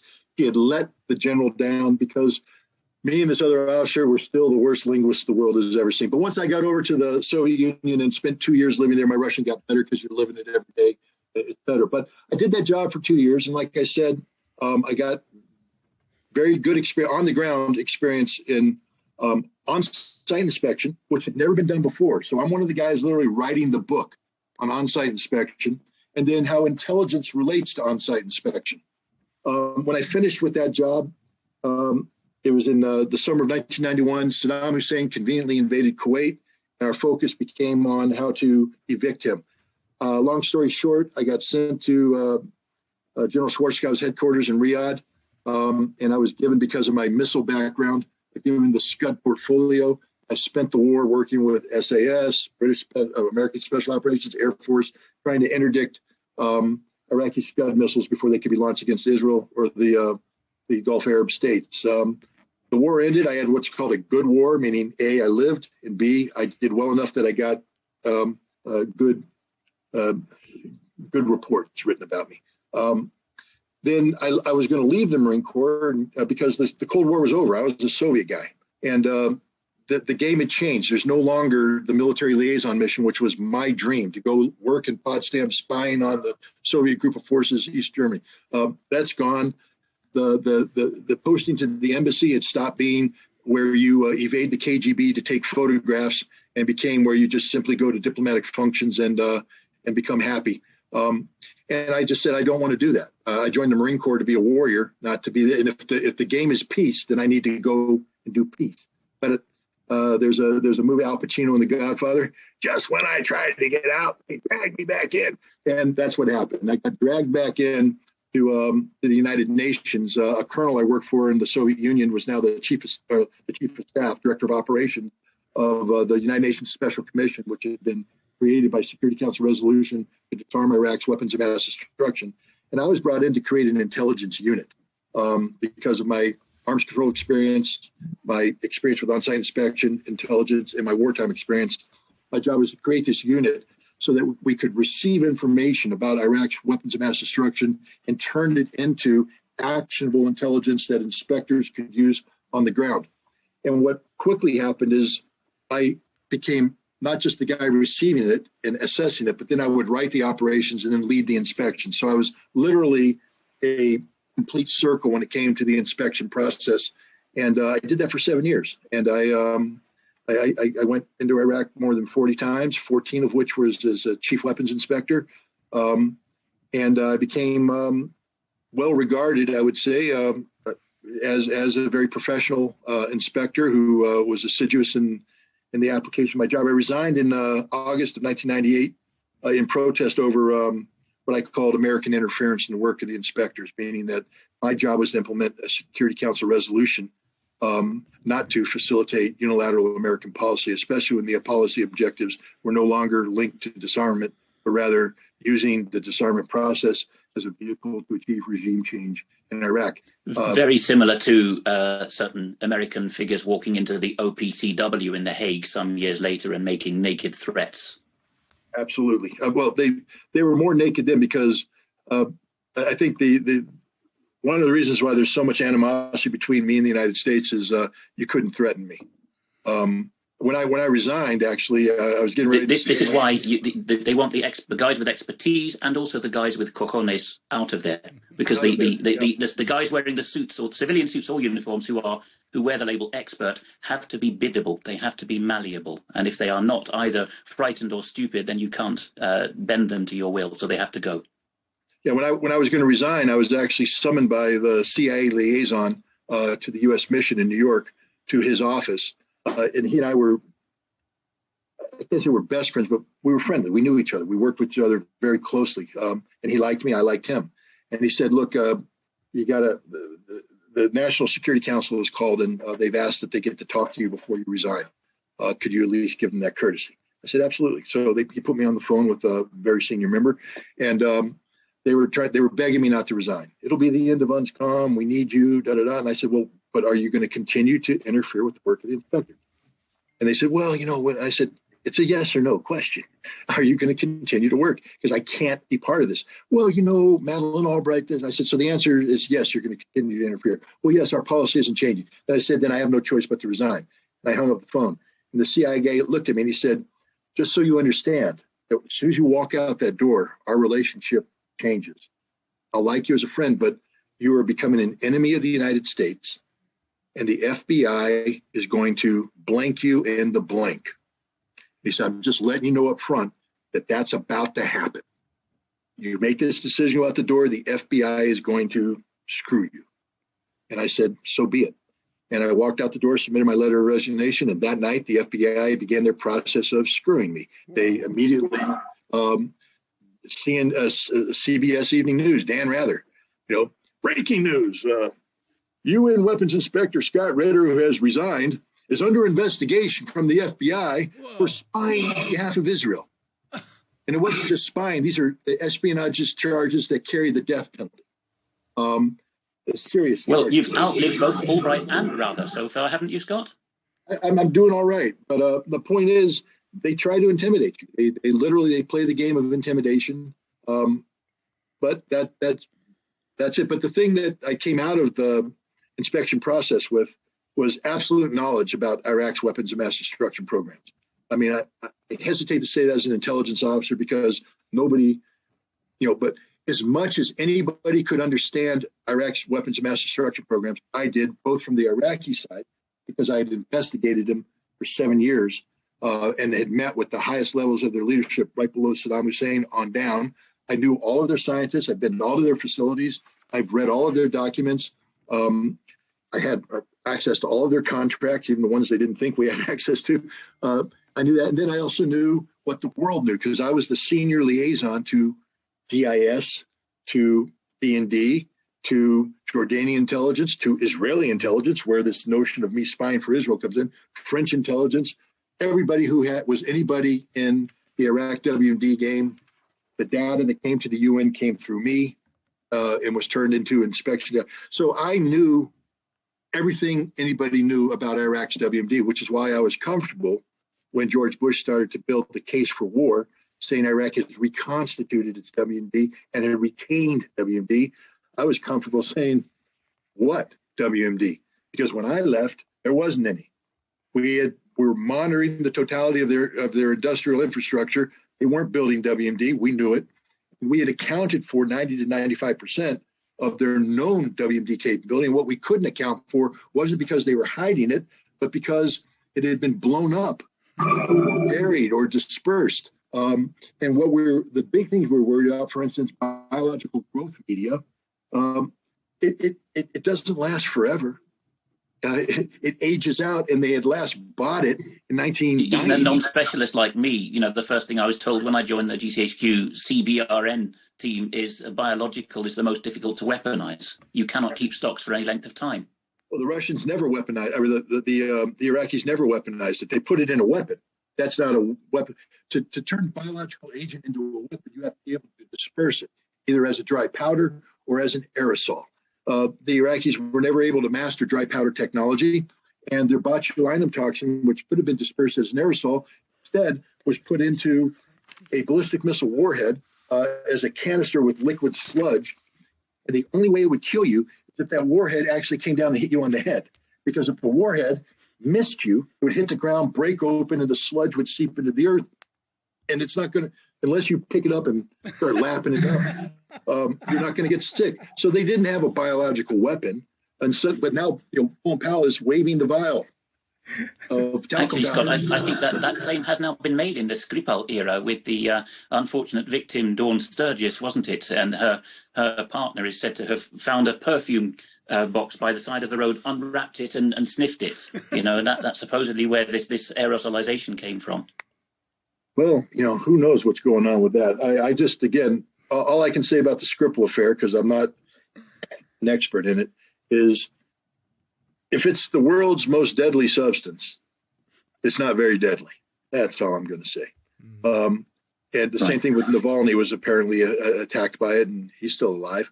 So who knows? But the bottom line is, my experience with Western intelligence in the post-Cold War era is that the intelligence services have, by and large, become politicized. I watched it with American intelligence. I watched it with British intelligence. To give you an example, the British used to be the most honest of all the nations that worked with us on Iraqi WMD from the very beginning. I had a very close relationship with them. I mean, I would be brought into the bowels of the Cold War office and brought into an office, and they would literally unlock their files and say, Bill, you don't allow that to happen unless you have a good relationship. Because they wouldn't; those guys wouldn't allow that with just any old American either. It has to be personal rapport. Absolutely, and we had a great rapport. And I would also come back, and when I would come back from an inspection, I would land in Heathrow, take the tube to Old Whitehall area, and be brought into the old War Office, where I would be brought up to the director of BIS, a British flag rank officer, and I would be brought to a table where he sat, and all the colonels and all the majors and all the other generals sat, and I would debrief them about what happened in Iraq, a very personal debriefing. I had the permission of the United Nations to do this. I'm not breaking, rank, but I'm just saying that that's a very intimate relationship that I had with the British. They never lied to us. They always helped us. But what happened in the end, in around 1998, the British gave up hope of being able to disarm Iraq in accordance with the will of the United Nations, and instead they bought into the American notion that the only solution to the Iraqi WMD problem is regime change, and they shut down. This is, of course, because this was the first year of the Clinton-Blair special relationship, and that one only lasted 2 or 3 years when they were both in office together. But it was really a special relationship because those two guys saw eye to eye on how they wanted to remake the world order. Well, they shut down the cooperation. To give you an idea of the level of intimacy of this cooperation, there were two big projects that I was working with the British at that time. One was a SIGINT project, where we had British military SIGINT operators covertly inserted into Iraq, doing a job for the United Nations, not for anybody else. And the British were very good about that, understanding how this worked, that we controlled the take, we controlled who assessed it and all that. But because it's good liaison, you make sure the Brits get what they need to get to help us. And then the second one was with MI6, and we were involved in the covert penetration of a Romanian aircraft missile production company, Aerofina, that the Iraqis were in the process of trying to buy 51% stake. How do we know that? Because the British and the Israelis were working a human source, and we were getting the documents from them. Now, you know this, if you're a human source and you give documents, those are some of the most closely held secrets ever. Right. So it'll cost you your life. Yeah. Why are they giving them to me? Because they trust me. Why are they allowing me to fly to Romania to meet with the SIS chief of station, who introduces me to the Romanian intelligence counterparts so we can run this operation? That's the level of intimacy. Overnight, they shut these down on instructions from the United States, because helping the United Nations achieve its disarmament objective. Because why were we going after Aerofina? Because we were concerned that the Iraqis were acquiring guidance and control technology that they weren't permitted to acquire. So the idea of penetrating Aerofina was to get access to the material at the source, put a tracking beacon on the material so that it could be traced back into Iraq and discovered at the secret hiding facility. We're not spying on Romania just to spy on Romania. There was a legitimate arms control purpose. Why were we listening to the signals? Because we believed that a specific frequency range was being used to coordinate the concealment activities to hide things from the inspectors. We weren't there to spy on Saddam or all this stuff. It was a very focused effort, and the British played the game and played it right. And then they shut it down under orders of the United States. And from that moment on, the British assessments became ridiculous. They went from being some of the most stable, even-minded assessments to 45 minutes. That took 5 years. That plummeting took only 5 years, from 98 that you described to actually 4 years to the Sexed Up dossier, because that was 2002 already. Well, actually, no. Well, it was being written then, but it didn't come out till 2003, of course. But already in 2002, the desk officers around me were jumping up and down saying there's going to be the Sexed Up dossier. So John Scarlett, of course, was in charge of that. So it took a very, very limited amount of time. And this isn't just reminiscing about a generation ago. This is of salutary value to others, because, even if you have one of the best intelligence services in the world with a very professional cadre, your experience and mine shows that just a couple of years of senior officers thinking, well, it's politically expedient for me to obey orders, and you've lost it all. Right. And the other thing that happens is the professional staff that you have working at the bottom get disillusioned or get corrupted or get transferred. And suddenly, the people doing the groundwork, they're not the same. And if you don't have good people on the ground operating with full integrity, you can't have good analysis at the top. And so the whole thing became corrupted, became politicized. The people on the ground aren't looking for the truth. They're looking for data to sustain a preformed political position that is being thrust down from above. Yeah. I saw those in tandem. I saw the new guys of my age, although not of my philosophy, jumping up and down on the Iraq desk or whatever else desks I could see near me, saying the really sexy stuff this week is look for a link between Saddam and Al-Qaeda, or whatever the cause célèbre of the week was, not do your best job. No, and again, I as an intelligence officer, I was always trained to not to tell my boss what they wanted to hear, but to tell them what the facts were. Mm-hmm. That my job wasn't to make my boss happy. If the facts made my boss unhappy, that's okay. I'm still doing my job. But my job was to give them the best information possible, the best analysis possible, and then they get to make the decision they want to make. But my job wasn't to, if my boss would say, I need to launch an attack up the middle over this bridge. So Ritter, come up with give me the intelligence that sustains that course of action. And I looked at the intelligence and went, that's suicide. Actually, the best course of action is to outflank here with a limit, whatever, I'm making all this up. My job was to tell my boss, no, the intelligence doesn't sustain that course of action. Here's how I rate it: A, B, C. This is D, worst. And if he was unhappy, he's unhappy with the information, not with me, because I'm giving him the honest assessment. I fail my boss when I go, I can play with things here, and suddenly this going across the bridge thing is a good idea. No, that's an intelligence failure, because you're not providing intelligence, you're providing a pre-scripted, narrative that has nothing to do with reality. And here we are 20 years after that change happened, and we are projecting this onto the Russians now. So that the heads of intelligence services are saying Putin's top brass are afraid to tell him the truth. Pure projection of what they've experienced their whole careers. And the funny thing is, he was undermined by Joe Biden. I mean, if I were the head of GCHQ, because I think that's who it was who gave the speech. Yes, it was. I would be furious at Joe Biden, because Joe Biden gives a press conference where he says the same thing, because that's what he's told to do, parrot the thing. And then he said, just so you know, that's from like fragmentary thing. I'm not really absolutely certain about it. It's just sort of what we're getting from the rumors.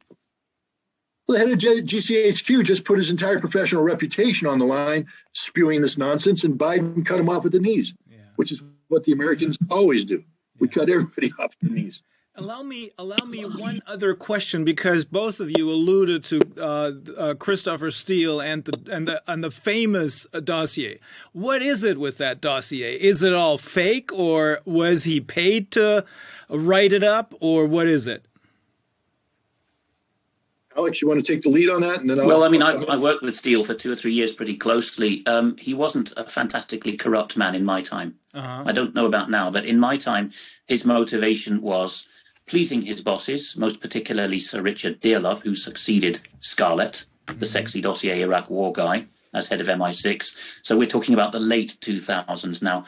And Steele was already, I think, like many MI6 guys, especially at his role as head of Russia desk, he had an eye to what next. He was fairly young, mid-career, and he was already thinking, like many guys in that position, I can have a more lucrative role by stepping out of the service into the private world and taking my Rolodex, my contacts with me. And he was already tapping the likes of me up then for, what's the latest gossip you've got on Russian inter-oligarch squabbles? How can I tout this information? So I think that he remained in the Dearlove orbit, and I won't be very popular for saying this, but together with my UK colleagues, I have pretty much determined that Dearlove is not the worst of these MI6 players. He's not actively evil. He does believe, it seems sincerely and wrongly, this narrative that the only way for the Anglo-Americans to survive in the world is to keep winning the propaganda battle against Russia and China, rather than playing a straight game. But that seems to have been the basic motivation. I do think, however, that when Steele arrived in Washington and started making more and more connections with the FBI, which I think Scott will attest is the dirtiest of the US federal level services, although it contains many fine people too, it's very politicized because it's the internal security service. Then he did, to some extent, fall to the bad side. I think that once again, as Scott was outlining earlier, this suave British presentation and the impeccable track record as Sir Richard Dearlove's top guy for Russia, and the uncontested Putin expert of his day and whatever, that probably got to his head, I think. And I've other colleagues and old bosses of mine whom I've spoken to since have this view of Christopher Steele. Not a bad man, rather egotistical perhaps, but within the bounds that you'd expect of that kind of MI6 officer. But when it gets to the details of American politics, Scott is far better placed to say what kind of poisonous nests worked upon Steele to induce him to come up with this stuff. Yeah, I'll give you my assessment of Christopher Steele, and it's not a personal one because I didn't know him. But I know how the intelligence business works, and I know how we used to play the game against the Russians, against the Soviets. Moscow rules, the way that the Russia House worked both in London and Washington, D.C., the kind of people that were involved, and the kind of extraordinarily detailed preparation went into the human intelligence aspect of that job, the recruitment and the running, the managing of agents. Then Christopher Steele comes in, and he came in post-Soviet Union when Russia was the Wild West. You didn't even have to work. Fact is, the old recruiting went out the window. They no longer ran the, run the tricks on people and all this. You just went out and you threw money around and you got sources and you banked all your sources, and your sources told you whatever you wanted to hear, and then you wrote it up because it was just free and it was easy and it was cheap. He was the worst kind of intelligence officer because he forgot all of his tradecraft. All of his tradecraft. He doesn't totally agree. From having seen him up personal, that is it. He was easily misled by documentary submissions by jaded Russians who belonged to the anti-Putin oligarch camp, for example. Yeah, and so his credibility as an intelligence officer, from my standpoint, is nil. He became a reporter, not a human collector. He didn't know how to recruit somebody. People allowed themselves to be recruited, as opposed to Christopher Steele doing the old game. Well, while we're on Christopher Steele and recruitment, he did confide in me that his preferred recruitment pool was McKinsey. And this is very topical with the French McKinsey scandal, which is by no means confined to France. The Blair operation, global whatever it's called, was also said that if you're McKinsey, we'll take you no questions asked, just as we'll trust you as much as if we trained you ourselves, which has to say a thing or two. I did bump into some of the guys who worked directly under Steele, who started off at McKinsey as well. He wasn't blagging. Wow. Okay. But now we come to another aspect of his career. Because as soon as he finished his time there, I believe his name got leaked along with others and was published. So his utility as a covert collector of human is gone. He's now an outed agent who then is sent, I believe he was sent to Paris first. And then from Paris, he went to London and became the head of Russia House. Now, Russia House used to be where your best people were.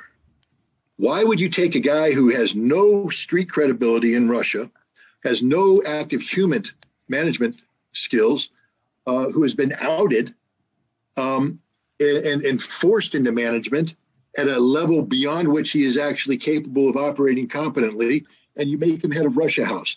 Only the British can answer that question, but I will say. Well, I was there and I can't answer it. All I know is that his immediate colleagues, superiors and juniors, they weren't hostile to him when he came into power, but came into office. But they did have the attitude to me, look, Alex, what he does is new style. You'll have to ask him about who he recruits and what his reports are based on. It's not how we do business.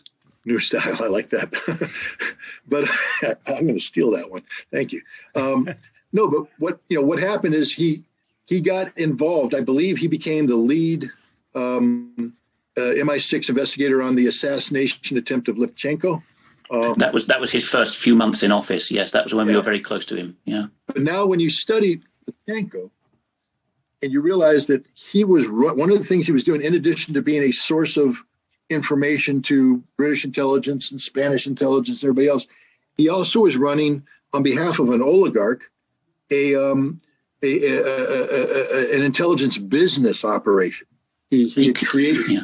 He couldn't separate the two. He would do what they're not supposed to do at MI6. He would share his working notes, his internal pre-formal report stuff with his GCHQ opposite numbers, who would say to me, because they were one desk away, MI6 has never done this before. I don't know why we're being given this special treatment. But this makes sense in your discourse, that he's actually turning the job into some kind of touting reporter role, selling the narrative of the day.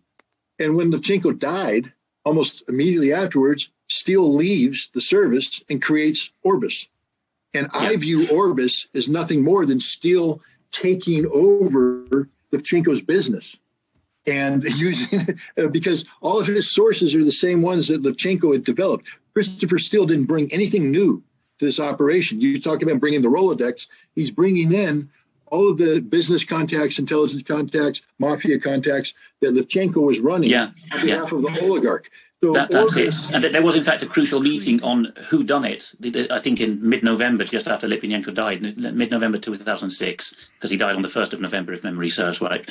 Mid-November, my boss went off to a meeting hosted by Steele at MI6 and came back, gave me with a cold stare, as he'd never really done before, and said, "Alex, the case is settled.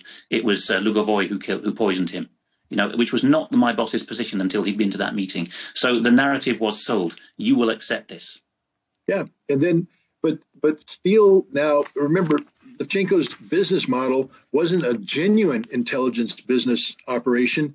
It was to support an oligarch by attacking other oligarchs, by getting involved in this dirty business of suppressing your economic opponents, etc. And that was Steele's business model. And this business model, however, became, I think, of use during with the FIFA corruption scandal. Steele was able, through no work of his own, but through inherited sources, able to provide unique information in support of an FBI investigation into FIFA. And this suddenly, and again, now we come back to the thing that we joked about earlier. You take a guy who's selling you horse manure and you put a British accent and he's suddenly selling you gold, pure gold. And you're going to buy it as pure gold. So Steele is selling stuff that isn't horse manure, but it's frankly, it's not to want to be snobby, but he's actually got, if I remember correctly, a Midlands background, and he certainly didn't go to a superior boarding school, and I think he went to Oxbridge, I'm not sure. But anyway, the old hands in the service would have looked down their noses at him as one of the plebs. And yet the Americans didn't get that We're nuance. Americans. We don't know. It's just a British accent. We love it. But he sold himself as this top-notch practitioner of human intelligence to his American counterparts, not only in the FBI, but also at the State Department, that people were vouching for him. And then when this whole dossier thing comes along, the origins of this are clear. He was hired by a U.S. company whose name is eluding me because I wasn't prepared to talk about this. But oh yes, it begins with a C, doesn't it? It's one that had been doing opposition research on behalf of the DNC. But then when the opposition research became solely focused on Donald Trump, they hired Steele with the express purpose of getting the dirt on Donald Trump. Mm-hmm. And Steele went into this in a way that an intelligence officer is never supposed to. He brought his personal bias in. Mm-hmm. He hated Donald Trump. This was not just an intelligence project. This was a project of passion. He wanted to get this finished. Yeah, I mean, the context, of course, was that the British establishment at the time, and UK Column was covering this all through that period, mid-2010s, was we're about to lose the Americans. Under Trump, they're going to go off on their own. Of course, the previous director of GCHQ, Hannigan, resigned in a great hurry when Trump's election was confirmed in January 2017. That was the context. It went through everything through to nuclear weapons policy. The thought was, in fact, one guy, the Soros think tank guy, Nick Whitney at the European CFR, even said at RUSI, a British think tank in London, if we can't house train Trump, we're going to have to go around him. So that was the context in which Trump and his superiors, Steele and his superior Dearlove particularly hated Trump because they thought we're about to lose the game with which we won the Cold War. Wasn't the name of that private investigative firm Fusion GPS or something? Fusion GPS. There it is. Yep, Fusion GPS. Absolutely. And one of the Fusion GPS's the head of it, again, whose name I used to know, but I don't have. He was a Wall Street Journal journalist.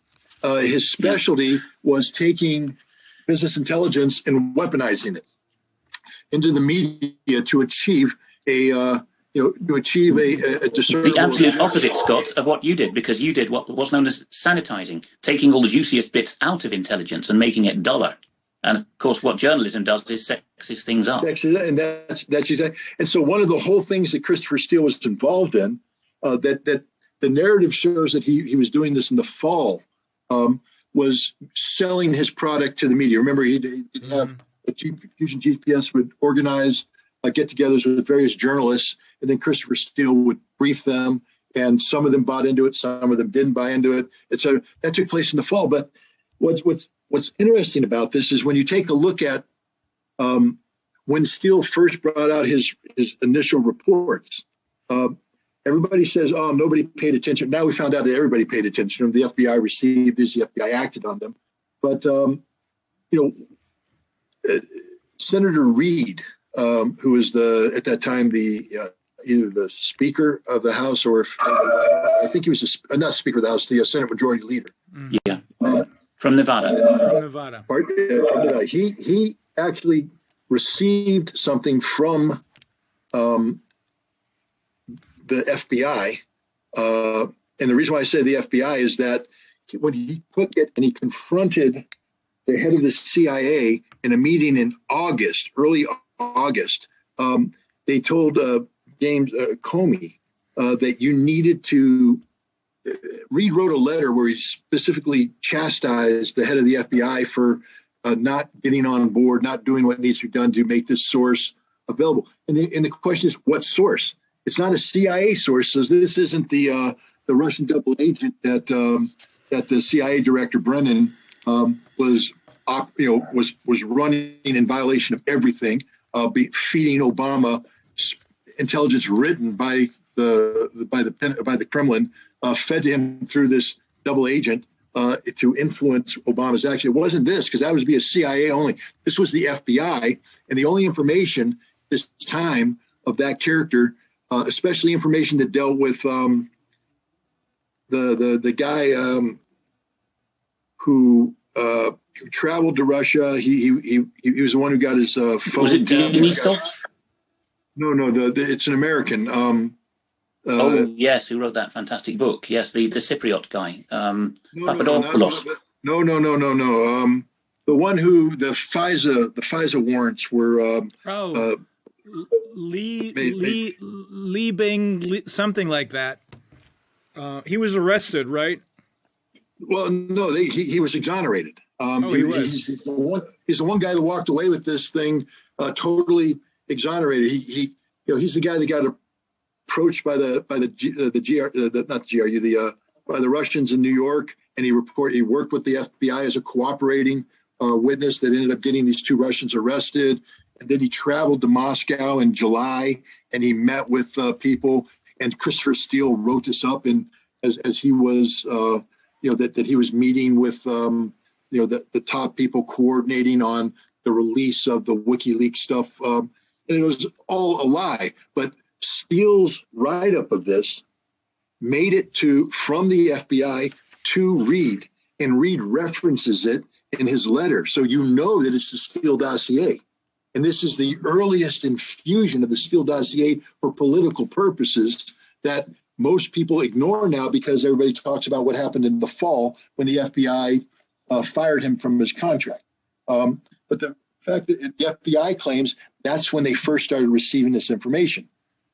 But the fact trail shows that the FBI actually received this information in early July. And it was Peter Strzok who received this information, and it guided Strzok's decision to expand the Operation Hurricane, I think they called it, into a counterattack. So the Steele dossier actually played a huge role in shaping everything that happened down the road. It's not this bit player near the end that everybody talks about. It was early on, and it was done by the head of Fusion GPS, who is the one who used his contacts to get a hold of Peter Strzok. So, Christopher Steele, is that Glenn Simpson? Mm-hmm. Glenn Simpson. That's exactly the guy. And Carter Page. Carter Page is the other American. He was the foot in the door guy, the Trump campaign guy who was the pretext to start an intelligence operation. Right, but he was actually just a guy who oversold himself, as everybody does, and was as innocent as the day is long. I mean, he truly was this traveling innocent who was just bouncing around thinking he was doing the right thing, and everybody's misreading what he's doing. Christopher Babes Steele, abroad. Yeah, he got Christopher Steele got the rumors. He met with the presidential advisor. But the guy had a brush. I mean, maybe it was an old school brush pass, but it really was, hey, how you doing? Good to see you. Yeah, I'm going to listen to your speech. Hey, good day. Good talking to you. That was it. That got turned into an intimate conversation where they discussed the, X, Y, and Z. And this was used to get FISA warrants to illegally spy on Carter Page and the Trump enterprise. So, Christopher Steele is a man that if he ever travels to the United States, I think will be arrested on site and properly prosecuted. Just like Prince Andrew. Yeah. Different story, but yes. Oh my God. I like these war stories. This is incredible. I mean, really, I think this is going to make people's jaws drop. Extremely interesting insights into both of your trades, which is basically the same, I would say. Very, very good. I love that.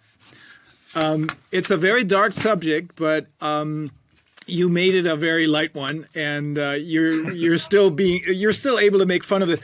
My father used to tell me, you've got to do the right thing, but still try and have fun doing it. And I think that's what this is all about. But our replacements, Rainer, can't make fun of it because they are ideologically committed. They have a stick up their rear ends, and they take it so deathly seriously, and they see the world in monochrome, right? So to them, there is no humor. That which the Brits and Americans used to be known for, self-effacement, not taking themselves too seriously, that's completely gone out the window now. And one last war story, and then I've got to run. But again, with DIS, in the early 1990s, they had one of their classic Christmas parties, and as the British are wont to do, they were going to put on a bit of theater, pantomime, and so they created a fake play, but they had the different characters that were going to be involved, and so you had the different characters and who in Hollywood would play them, and all that, and so. My character was going to be played by George C. Scott, of Patton, and because I was often made fun of the way that I would stand in front of the inspection teams and give them the Patton speech, and all that kind of stuff. But it was all good fun because it was serious business we were involved in. But if you couldn't laugh about it, you'd go insane.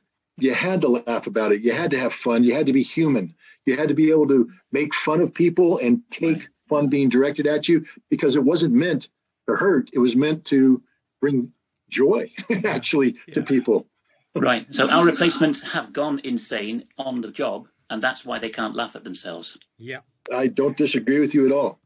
Okay. Well, unfortunately, I'm getting the high sign that I have to go and prepare for another meeting. But I thank you very much for inviting me. It was an absolute pleasure to meet you guys, and I hope down the road our paths can cross again. I'm sure we will. It was sheer pleasure, despite the topic. Thank you so much, Scott, for taking the time, and thank you very much, Alex, as well. Much obliged. Thank you. Thank you, guys. Alex, pleasure. Take it easy and have a great weekend. Thank you. You too. Okay, thank you. Das war der Kracher. Das war der Kracher. Es ist der Wahnsinn. Natürlich besteht die Möglichkeit, aber diese Möglichkeit ist nicht sehr wahrscheinlich. Also das sehr plausibel, passt alles zusammen, passt zu dem, was wir auch schon vorher gesehen haben. Mein lieber Mann, es ist alles am Ende eine Illusion, mit der wir arbeiten, durch die wir durchgucken müssen. Holy smokes.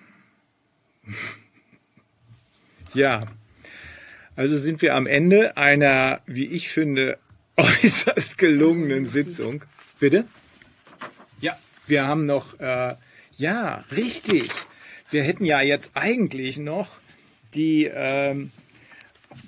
Bundesaußenministerin der Bananenrepublik Deutschinnenland, Frau Professor Dr. Annalena Baerbock, die unter anderem folgende Bücher geschrieben hat. Mein Lebenslauf, zu finden in der Abteilung Fiction, hat schon diverse Neuauflagen gehabt. Zukunftsweisende Visioninnen für ein verendendes Europa. Warum die Kanzlerkandidatin der Grünen das Rennen nicht gemacht hat, das hätte sie uns erzählen sollen. Das hohe Gut der Fressefreiheit, auch dazu hätte sie was sagen können. Und eine Lösung für das Koboldproblem.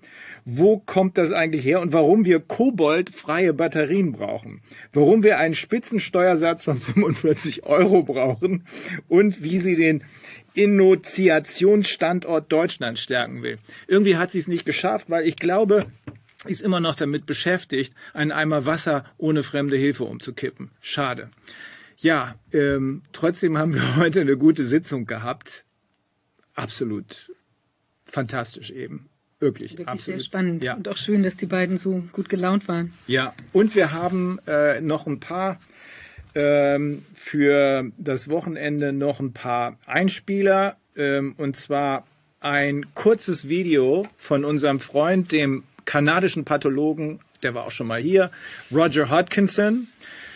Sehr deutliche Worte findet er da. Ein weiteres, nicht ganz so kurzes, aber extrem aufschlussreiches Video betreffend eine Anhörung im US-Senat. Ich glaube, das war Mr. Getz, der die Anhörung gemacht hat und einen jemanden aus der Intelligence Officer gefragt hat. Da geht es um Hunter Bidens Laptop, der ganz komisch verschwunden ist. Er hat aber die Festplatte. Der Mr. Getz hat die Festplatte. Und dann haben wir noch zwei Musikvideos. Das eine ist Eon Staatsfeind und Rising Appalachia. Gucken wir uns das gleich mal an, aber du musst erst noch unsere Zuschauer verabschieden. Ja, also wir sind, wie Rainer schon sagte, wieder am Ende einer, ich finde, wirklich wieder absolut weiterbringenden Sitzung. Ja. Und also man kriegt es kaum zusammen. Nächste Woche steht ja diese Entscheidung an. Ich glaube, am 7. April soll die Entscheidung fallen zu der Impfpflicht-Thematik.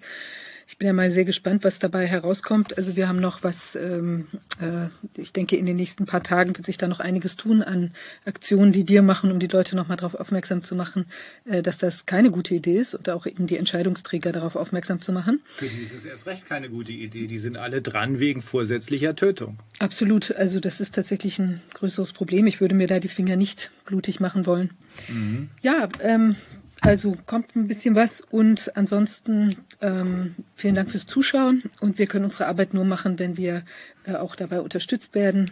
Ihr unterstützt uns dabei, das ist wirklich toll und ich hoffe, wir können auch weiter mit Unterstützung rechnen, gerade für die anstehenden Projekte.